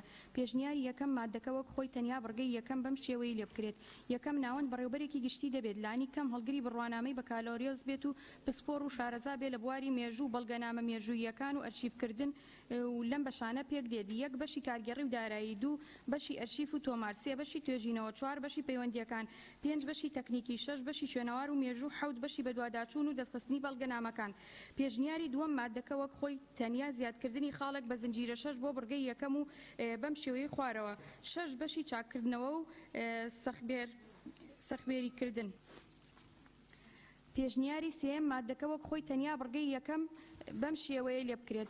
یەکەم ناوەند بەڕێوەبەرێکی دەبێت لانی کەم هەڵگری بڕوانامەی بەکالۆریۆز بێت و پسپۆر و شارەزا بێت لە بواری ئەرشیڤکردندا بە مەرجێک خزمەتی لە 10 ساڵ کەمتر نەبێت و لەم بەشانە پێک دێت. یەک بەشی کارگەڕی و دارایی، دوو بەشی ئەرشیف و تۆمار، سێ بەشی توێژینەوە، 4 بەشی پەیوەندیەکان، 5 بەشی تەکنیکی. پێشنیاری چوارەم مادەکە وەک خۆی تەنیا بڕگەی یەکەم بەم شێوەیە لێ بکرێ. یەکەم ناوەند بەڕێوەبەرێکی دەبێت لانی کەم هەڵگری بڕوانامەی بەکالۆریۆز بێت و پسپۆر و شارەزا بێت لە بواری ئەرشیڤکردندا. پێشنیاری پێنجەم وەک خۆی مادەی 4 یەکەم ناوەند بەڕێوەبەرێکی دەبێت لانی کەم هەڵگری بڕوانامەی بەکالۆریۆز بێت و پسپۆر و شارەزا بێت لە بواری ئەرشیڤکردندا و لەم بەشانە پێک دێت. یەک بەشی کارگەڕی و دارایی، دوو بەشی ئەرشیف و تۆمار، سێ بەشی توێژینەوە، 4 بەشی پەیوەندیەکان، 5 بەشی تەکنیکی. دووەم ناوەند دەستەیەکی بەڕێوەبردننی دەبێت پێک دێت لە بەڕێوەبەر و بەرپرسی بەشەکانی ناوەند. پێشنیاری شەشەم پێشنیاری هەردوو لیژنەی تایبەتمەند مادەکە بەم شێوەیە لێ بکرێت. یەکەم ناوەند بەڕێوەبەرێکی گشتی دەبێت لانی کەم هەڵگری بڕوانامەی بەکالۆریۆز بێت و پسپۆر و شارەزا بێت لە بواری ئەرشیڤکردندا. دووەم ناوەند لەم بەشانەی خوارەوە پێک دێت. یەک بەشی کارگێڕی، دوو بەشی ژمێریاری، سێ بەشی یاسایی، 4 بەشی ئەرشیف و تۆمار، 5 بەشی ڕاگەاندن و پەیوەندیەکان،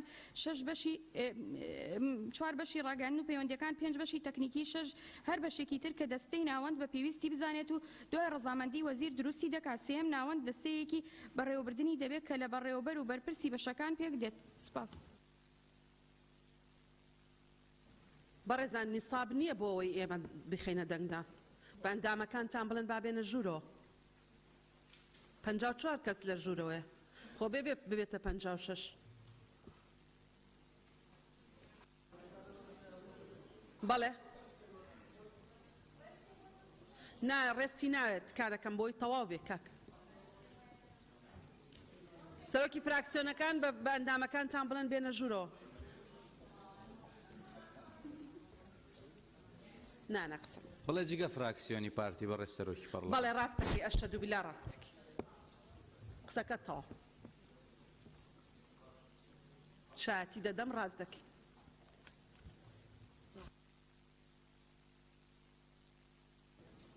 بوو بە 56 بەڵێ هەر بەڕێزێک لە مادەی 4 لەگەڵ پێشنیازی یەکەمە. یەک ئەندامی لەگەڵا هەر بەڕێزێ لەگەڵ دووەمە کەسی لەگەڵ نیە هەر بەڕێزێ لەگەڵ سێمە هەر بەڕێزێ لەگەڵ چوارەمە کەسی لەگەڵ نیە هەر بەڕێزێ لەگەڵ پێنجەمە کەسی لەگەڵ نیە هەر بەڕێزێ لەگەڵ شەشەمە پێشنیازی لیژنەی هاوبەش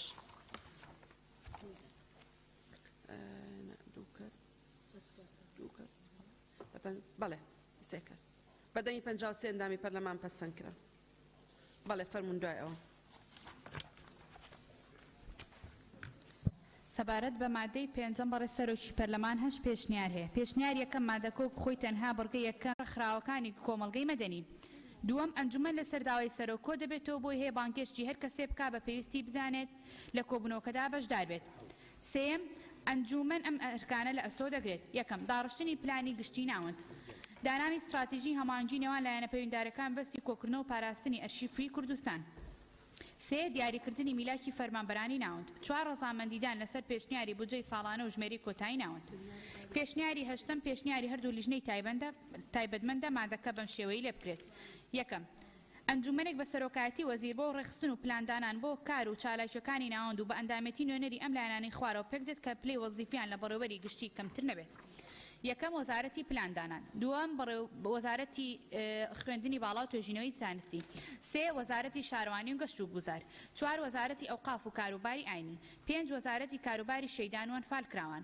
شەش ئەکادیمیای کوردی حەوت فەرمانگەی ڕێکخراوانە حکومەکان هەشت بەڕێوەبەری گشتی ناوەند دووەم ئەنجومەن سێ مانگ جارێک سێ مانگ جارێک و لە کاتی پێویستیشا لەسەر داوای سەرۆکی ئەنجومەن کۆ دەبێتەوە بۆی هەیە بانگێشتی هەر کەس و لایەن وەزارەتێکە کە بە پێویستی بزانێت لە کۆبوونەوەکەتا بەشدار بێت سێم ئەنجومەن ئەم ئەرکانە لە ئەستۆ دەگرێت یەک داڕشتنی پلانی گشتی ناوەند دوو دانانی استراتیژی و هەماهەنگی نێوان لایەنە پەیوەنددارەکان بەستی کۆکردنەوە و پاراستن و ئەرشیفکردنی بەڵگەنامەکان سوپاس مادەی پێنج بەڕێزان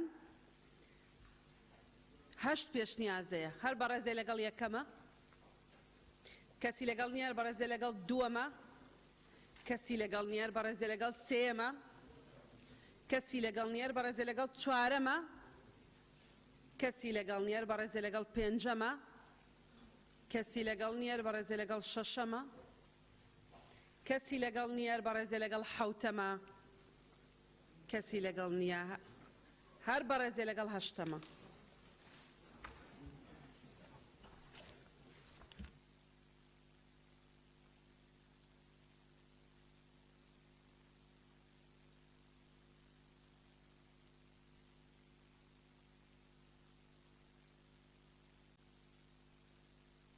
بەڵێ بەدەنگی 69 ئەندامی پەرلەمان پەسەندکرا مادەی 6 پێشنیارت سەبارەت بە مادەی 6 دوو پێشنیار هەیە پێشنیاری یەکەم وەک خۆی مادەی 6 سەرجەم دامەزراوە فەرمیەکانی هەرێم ئەرشیفی تایبەت بە کاروبارەکانیان ڕادستی ناوەند دەکەن دوای کۆتایی هاتنی کارەکانی مەگەر تایبەتمەندیەکانی بۆ پاشینە بمێنێتەوە پێشنیاری دووەم پێشنیاری هەردوو لیژنەی تایبەتمەند مادەکە بەم شێوەی لێ بکرێت سەرجەم دامەزراوە فەرمیەکانی هەرێم بەڵگەنامەکانی تایبەت بە کاروبارەکانیان ڕادستی ناوەند دەکەن مەگەر تایبەتمەندیەکانی بۆ پاشینە بمێنێتەوە سپاس بەڵێ مادەی 6 بەڕێزان دوو پێشنیار هەیە هەر بەڕێزێ لەگەڵ پێشنیاری یەکەمە کەس لەگەڵ نییە هەر بەڕێزێ لەگەڵ پێشنیاری دووەمە بەڕێزان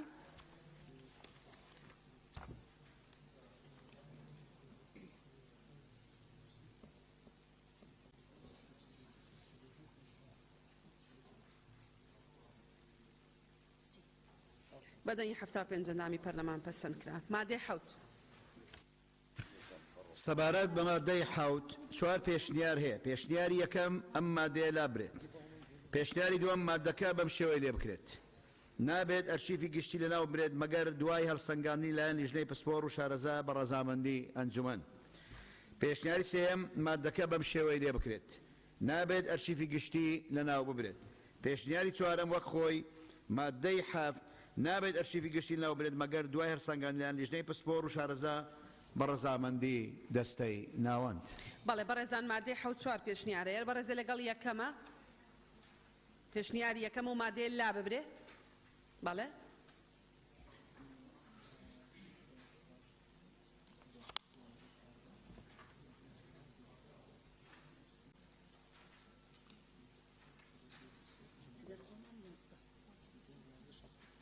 بەڵێ 64 دەنگ هەر بەڕێزە لەگەڵ پێشنیازی دووەمە بەڕێزان کەسی لەگەڵ نیە بەڕێزە لەگەڵ سێمە کەسی لەگەڵ نیە بەڕێزە لەگەڵ چوارەمە کەسی لەگەڵ نییە پەسەند کرا.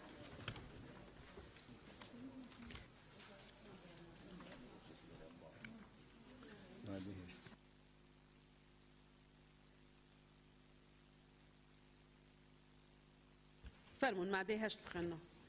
بەڕێز سەرۆکی پەرلەمان سەبارەت بە مادەی 8 و پێشنیاریە پێشنیاری یەکەم وەک خۆی مادەی 8 یەکەم ئەرشیفی ناوەند بۆ مەبەستی زانستی سوودی لێوەردەگیرێت بە پێی یاسای مافی دەستکەوتنی زانیاری لە هەرێمی کوردستان داش عێراق ژمارە 11 ساڵی 2013 دووەم دەستەی بەڕێوەبردننی ناوەند بۆی هەیە هەر بەڵگەنامەیەک بۆ بەرژەوەندی گشتی بەنهێنی ئەژمار بک بە مەرجێک دەقێکی یاسایی ڕێگر نەبێت پێشنیاری دووەم پێشنیاری هەردوو لیژنەی تایبەتمەند مادەکە بەم شێوەیە لێ بکرێت یەکەم ئەرشیفی ناوەند بۆ مەبەستی زانستی بە پێی یاسای مافی دەستکەوتنی زانیاری لە هەرێمی کوردستان داش عێراق ژمارە 11 ساڵی 2013 سوودی لێوەردەگیرێت دووەم دەستەی بەڕێوەبردننی ناوەند بە ڕەزامەندی وەزیر بۆی هەیە هەر بەڵگەنامەیەک بۆ بەرژەوەندی گشتی بەنهێنی ئەژمار بکات بە مەرجێک دەقێکی یاسایی ڕێگر نەبێت.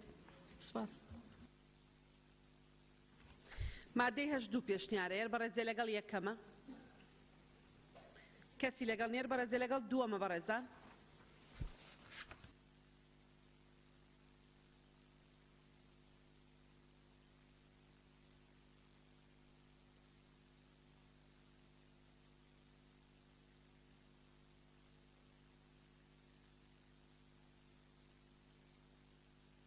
بەدەنگی 73 ئەندامی پەرلەمان پەسەند کرا. مادەی دوایەوە نۆ بەڕێز سەرۆکی پەرلەمان سەبارەت بە مادە 94 پێشنیار هەیە پێشنیاری یەکەم مادەکە بەم شێوە لێ بکرێت ئەرشیفکراوەیەکی تۆمارکراو لە ناوەند نابردرێتە دەرەوەی هەرێم تەنها بە پێشنیازی دەستەی بەڕێوەبردننی ناوەند و بڕیاری وەزیر نەبێت پێشنیاری دوام مادەکە بەم شێوە لێ بکرێت ئەرشیفکراوەیەکی هەلگیراو لە ناوەند نابردرێتە دەرەوەی هەرێم تەنها بە پێشنیازی دەستەی بەڕێوەبردننی ناوەند و بڕیاری ئەنجومەنی وەزیران نەبێت پێشنیاری سێم وەک خۆی ئەرشیف کراوەیەکی هەلگیراو لە ناوەند نابردرێتە دەرەوەی هەرێم تەنها بە پێشنیازی دەستەی بەڕێوەبردننی ناوەند و بڕیاری وەزیر نەبێت پێشنیاری چوارەم پێشنیاری هەردوو لیژنەی تایبەتمەند مادەکە بەم شێوە لێ بکرێت هەر بەڵگەنامەیەکی هەلگیراو لە ناوەند نابردرێتە دەرەوەی هەرێم تەنها بە پێشنیازی دەستەی بەڕێوەبردننی ناوەند و بڕیاری وەزیر نەبێت تەنها بوو مەبەستێکی ڕەوە و ماوەیەکی دیاری کراوە. بەڵێ بەڕێزان پێشنیازی مادەی نۆ چوار هەیە چوار پێشنیاز هەر بەڕێزێ لەگەڵ یەکەمە کەس لەگەڵ نییە بەڕێزێ لەگەڵ دووەمە بەڵێ یەک ئەندامەر بەڕێزێ لەگەڵ سێمە کەسی لەگەڵ نییە لەگەڵ چوارەم بەڵامێکێک لەو دوو تەنهایە بێ لابین دوو جار تەنها لە دێڕنوویەکە هاتووە بەڕێزێ لەگەڵ چوارەمە هیچ مشکلەمان ناوێت ڕێک دەبێتەوە دواتر.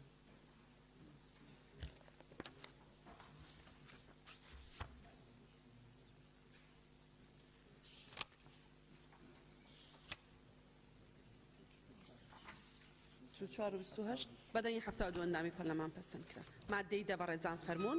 بەڕێز سەرۆکی پەرلەمان سەبارەت بە مادەیدا چوار پێشنیار هەیە پێشنیار یەکەم مادەکە و خۆی تەنها خاڵ یەک لە بڕگە یەکەمدا بەم شێوەی لێ بکرێت لە ماوەی 180 ڕۆژ لە ڕۆژی ڕێکەوتی بەرکاربوونی ئەم یاسایە بە ژمارە و بڕ و داتای دروست لە ناوەند تۆماری بکات.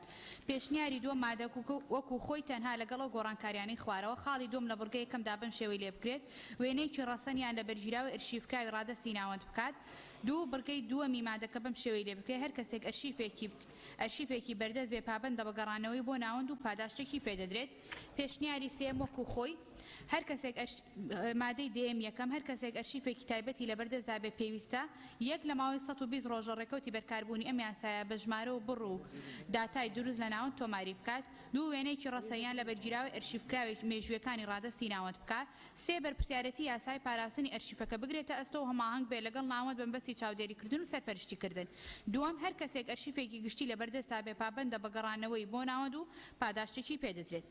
پێشنیاری چوارەم پێشنیاری هەردوو لیژنەی تایبەتمەندە یەکەم هەر ناوەند و لایەنە یان هەر کەسێکی سروشتی یان معنەی بەڵگەنامەیەکی تایبەتی لە بەردەستا بێت یەک دەبێت لە ماوەی 180 ڕۆژە ڕێکەوتی بەرکاربوونی ئەم یاسایە بە ژمارە و بڕ و داتای دروست لە ناوەند تۆماری بکات. دەبێت ڕۆنووسێکی ڕەسەنی بەڵگەنامە مێژوویەکان لە حاڵەتی دەستداری زیاتر لە یەک ڕۆنووسی ڕەسەنیان لە بەرگیراوەکەی ڕادستی ناوەند بکات. سێ دەبێت بە پرسیارەتی یاسای پاراستنی بەڵگەنامەکان بگرێتە ئەستۆ و هەماهنگ بێت لەگەڵ ناوەند بەمبەستی چاودێریکردن و سەرپەرشتیکردن.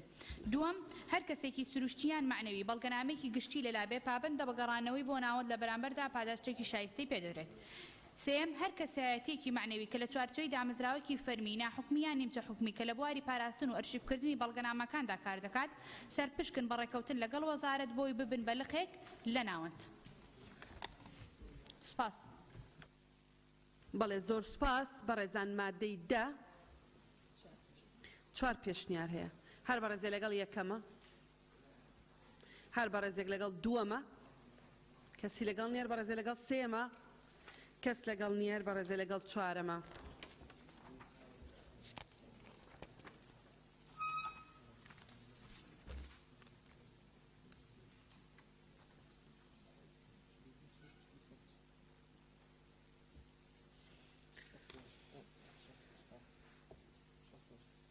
بەڵێ بەدەنگی 68 ئەندامی پەرلەمان پەسەند کرا. مادەی 11 سەبارەت بە مادەی 11 سێ پێشنیار هەیە. پێشنیاری یەکەم ئەم مادەیە لا ببرێت.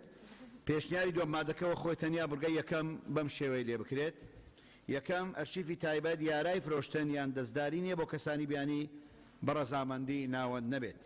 پێشنیاری سێم وەک خۆی مادەی 11 یەکەم، هەر بڵگانامەیەکی تایبەت یارای فرۆشتن یان سوود لێوەگرتن یان دەستداری نییە بۆ کەسانی بیانی بەڕەزامەندی ناوەند نەبێت. دووەم، ناوەند مافی لێپێشینەی هەیە لە کاتی فرۆشتی بەڵگەنامەی تایبەت. بەڵێ مادەی 11 بەڕێزان سێ پێشنیار زێر بەڕێزێ لەگەڵ یەکەمە، بەڵێ یەک ئەندامی لەگەڵە، هەر بەڕێزێک لەگەڵ دووەمە، یەک ئەندامی لەگەڵە، هەر بەڕێزێ لەگەڵ سێمە وەک خۆی،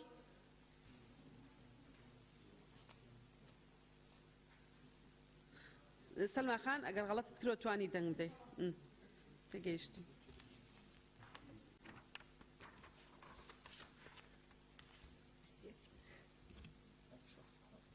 بەدەنگی 67 ئەندامی پەرلەمان پەسەند کرا. بەڕێز سەرۆکی پەرلەمان سەبارەت بە مادەی 12 هیچ پێشنیارێک نێوەکو خۆی. مادەی 12 یەکەم، هەر کەسێک سەرپێچی حکومەکانی بڕگەی یەکەم و دووەمی مادەی دەی ئەم یاسایە بکات بە پێبژارکردنێک کە لە 10 ملیۆن دینار کەمتر نەبێ و لە 25 ملیۆن دینار زیاتر نەبێ سزا دەدرێت ئەگەر بەردەوام بوو لەسەر سەرپێچەکەی دەست بەسەر بەڵگەنامەکانیدا دەگیرێت. دووەم، هەر کەسێک بەڵگەنامەیەکی گشتی بە ئەنقەز لەناو ببات بگۆڕ دەربی باتە دەرەویان هاوکار بێ بۆ بردنە دەرەوەی بە پێچەوانەی حکومەکانی ئەم یاسایە بە بەندکردنێک کە لە 2 ساڵ کەمتر نەبێت بە پێبژاردنێک کە لە 20 ملیۆن دینار کەمتر نەبێت و لە 50 ملیۆن دینار زیاتر نەبێت سزا دەدرێت. سێم، هەر کەسێک بەڵگەنامەیەکی گشتی بفرۆشێت بە بەندکردن بۆ ماوەی کەمتر نەبێت لە 3 ساڵ و بە پێبژاردنێک کەمتر نەبێت لە 100 ملیۆن دینار سزا دەدرێت. چوارەم، هەر کەسێک کار بکات بۆ گۆڕین یان دەستکاریکردن بەمبەستی تێکدانیان لە ناوبردننی بەڵگەنامەیەکی تایبەت بەبێ ڕێزگرتن لە مافی خاوەندیارەتی لە پێشینە بۆ ناوەند بە پێبژارکردنێک کە لە کەمتر نەبێت لە 20 ملیۆن دینار سزا دەدرێت. هەر کەسێک بە هەڵە زیان بە بەڵگەنامەیەکی گشتی بگەێنێت بە پێبژاردنێک کە لە 5 ملیۆن دینار کەمتر نەبێت و لە 10 ملیۆن دینار زیاتر نەبێت سزا دەدرێت و ئەگەر هاتوو هەڵەکە بۆ هۆی لە ناوچوونی بەڵگەنامەکە بە بەندکردنێک سزا دەدرێت کە لە 3 مانگ زیاتر نەبێت و بە پێبژاردنێک کە لە 10 ملیۆن دینار کەمتر نەبێت. شەشەم، سەرپێچیەکانی هاتوو لەم مادێتە ئەگەر لەلایەن فەرمانبەری ناوەندەوە ئەنجام درابێت بە باری تون هەژمار دەکرێت. حوت، یاسا سزایە بەرکارەکان بەسەر هەر سەرپێچی و تاوانێکدا جێبەجێ دەکرێت ئەگەر بە دقێکی تایبەت لەم یاسایەدا سزای بۆ دانرابێت. سوپاس. بەڵێ بەڕێزان سوپاس بۆ بەڕێز. مادە 12 هیچ پێشنیازێک نییە، هەر بە قسە ئەوین وەرناگیرێت لە کاتی دەنگدانە. هەر بەڕێزێ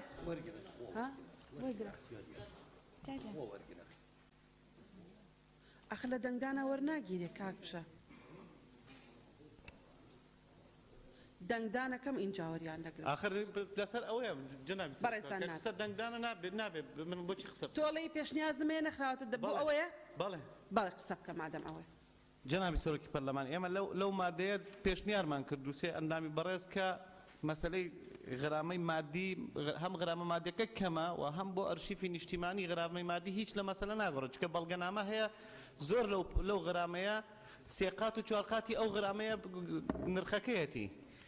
چۆنە بێ بۆ غەرامەی بکە ینی بەڵگەنامە هەیە بە ملیۆنان دۆلار دەکەدڕێ تۆ بە 20 میلیۆن دینار غەرامەی ئەەکەی چێ دەیفرۆشێ 20 میلیۆنەکەش دەدا و ئەو قازانجیشی لێ دەکا بۆ ئێمە پێشنیارمان کرد کە ئەو مادەیە بە عقوبەیەکی قانونی قورسدا بندێ یان غەرامەکە زۆر لەوە زیاتر بکرێ ناکرێت لە بەڵگەنامەی نیشتیمانیەتەوە 20 میلیۆن دینار یا 25 میلیۆن دینار غەرامە دابنێ دانەنراوە لە پێشنیار ئەبێ لیژنەکان وەڵامتان دەنەوە کاکتۆر زێدان با کاکتۆر زێدان ئەگەر عینەن ئەوەیە یعنی ئەڵەی پێشنیارم کرۆ و تیای نییە بەڕێز سەرۆکی پەرلەمان منش پێشتر تێبینیم لە سەرداوە و بە تایبەت لە خاڵی شەشەم دەڵێ بەباری تۆندر ئەژمار دەکرێت تێبینیمان لەسەر ئەوە هەبوو کە ئاماژە پێ بکرێ بارەکە چییە بۆیە ئەگەر پشگیریش نەبێ بەڵام ئەو تێبینیانەی کە پێویستە پێداچوونەوەی بەسەردا بکرێ ئەوان لای خۆیان تێبینی وەرگرن بەڵێ سپاس لیژنەکان کاکژار بەڕێز سەرۆکی پەرلەمان لەسەر کوی مادەکە دۆڕی جیاوەسە بوو سزاکان زیاد بکرێت ڕێیەکیش هەبوو سزاکان کەم بکرێت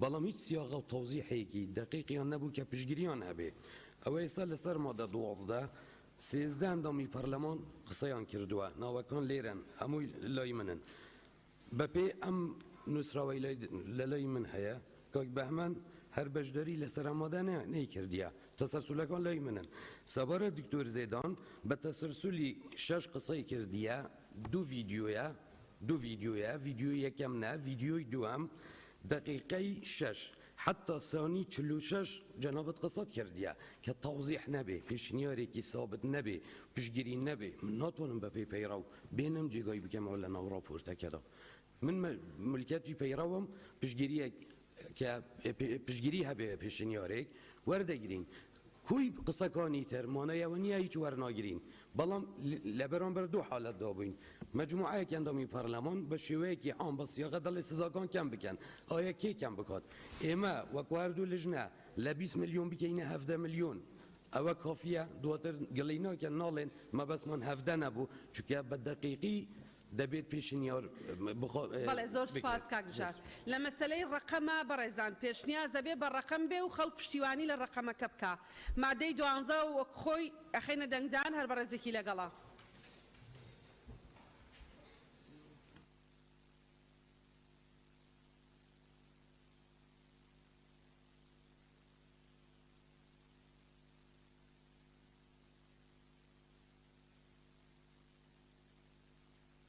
بەدەنگی 69 ئەندامی پەرلەمان پەسەند کرا مادەی 13 بخوێنەوە بەڕێزان سەبارەت بە مادەی 13 هیچ پێشنیارێک نییە وەک خۆی مادەی 13 بەڵگەنامەی گشتی بە پێی حکومەکانی ئەم یاسایە بە مڵکی گشتی ئەژمار دەکرێت مادەی 13 وەک خۆی هیچ پێشنیازێک نییە بەڕێزێکی لەگەڵە فەرمونون دەنگ بدەن بەڕێزان پێشنیاز نییە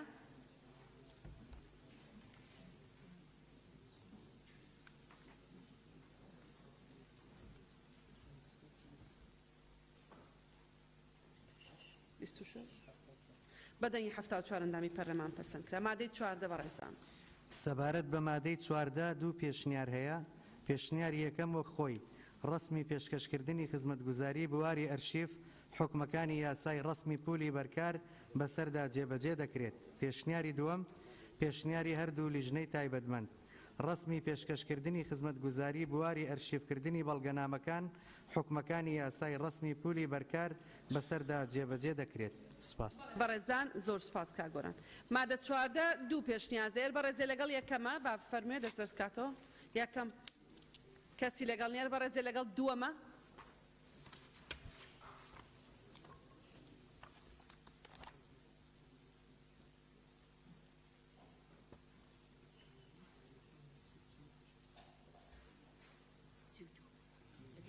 بەدەنگی 7 ئەندامی پەرلەمان پەسەند کرد 8 ئەندامی پەرلەمان پەسەند مادە 15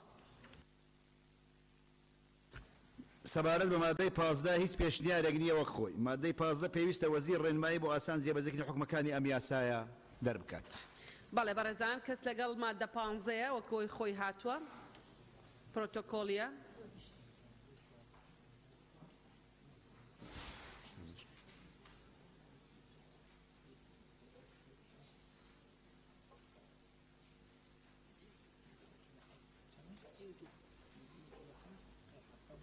بەدەنگی 75 ئەندامی پەرلەمان پەسەند کرا. مادە 16. سەبارەت بە مادەی 16 هیچ پێشنیارێک نییە وە خۆی مادەی 16 کار بەدەق هیچ یاسا و بڕیارێک ناکرێت کە لەگەڵ حکومەکانی ئەم یاسایەدا نەکۆک بێت. بەڕێزان پرۆتۆکۆلیە هەر بەڕێزێکی لەگەڵە.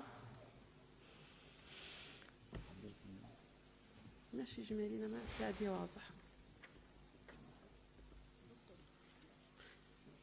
بەدەنگی 75 ئەندامی پەرلەمان پەسەند کرا. مادەی دوایەوە. سەبارەت بە مادەی 17 هیچ پێشنیارێک نییە وە خۆی مادەی 17 پێویستە لەسەر لایەنە پەیوەنددارەکان حکومەکانی ئەم یاسایە جێبەجێ بکەن.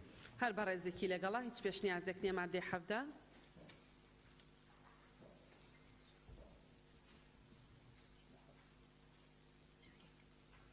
بەدەنگی 78 ئەندامی پەرلەمان پەسەند کرا. مادە 18. بەڕێز سەرۆکی پەرلەمان سەبارەت بە مادەی 18 هیچ پێشنیارێک نێوکو خۆی مادەی 18 ئەم یاسا لە دوای 6 ڕۆژ ڕێکەوتی بڵاوبوونەوە لە ڕۆژنامەی فەرمی وقایعی کوردستاندا جێبەجێ دەکرێت. بەڵێ بەڕێزێکی لەگەڵە مادەکە وەک خۆی.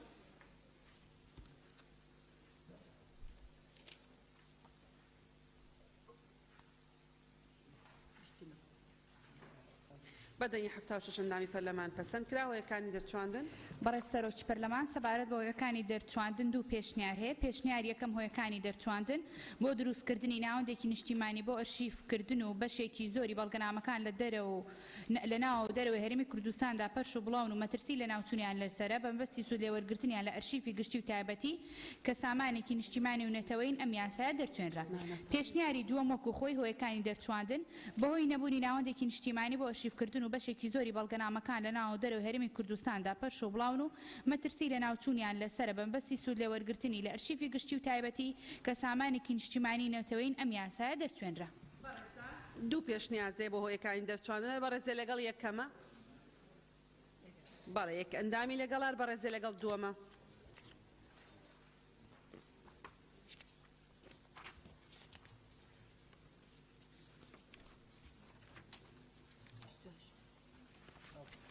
بەدەنگی 75 ئەندامی پەرلەمان پەسەند کرا. ئەندامانی بەڕێزی پەرلەمان هەر بەڕێزێک لەگەڵ یاسای پاراستنی بەڵگەنامەی نیشتیمانی لە هەرێمی کوردستان داش عێراقە با بفەرمێ دەست بەرزکاتەوە.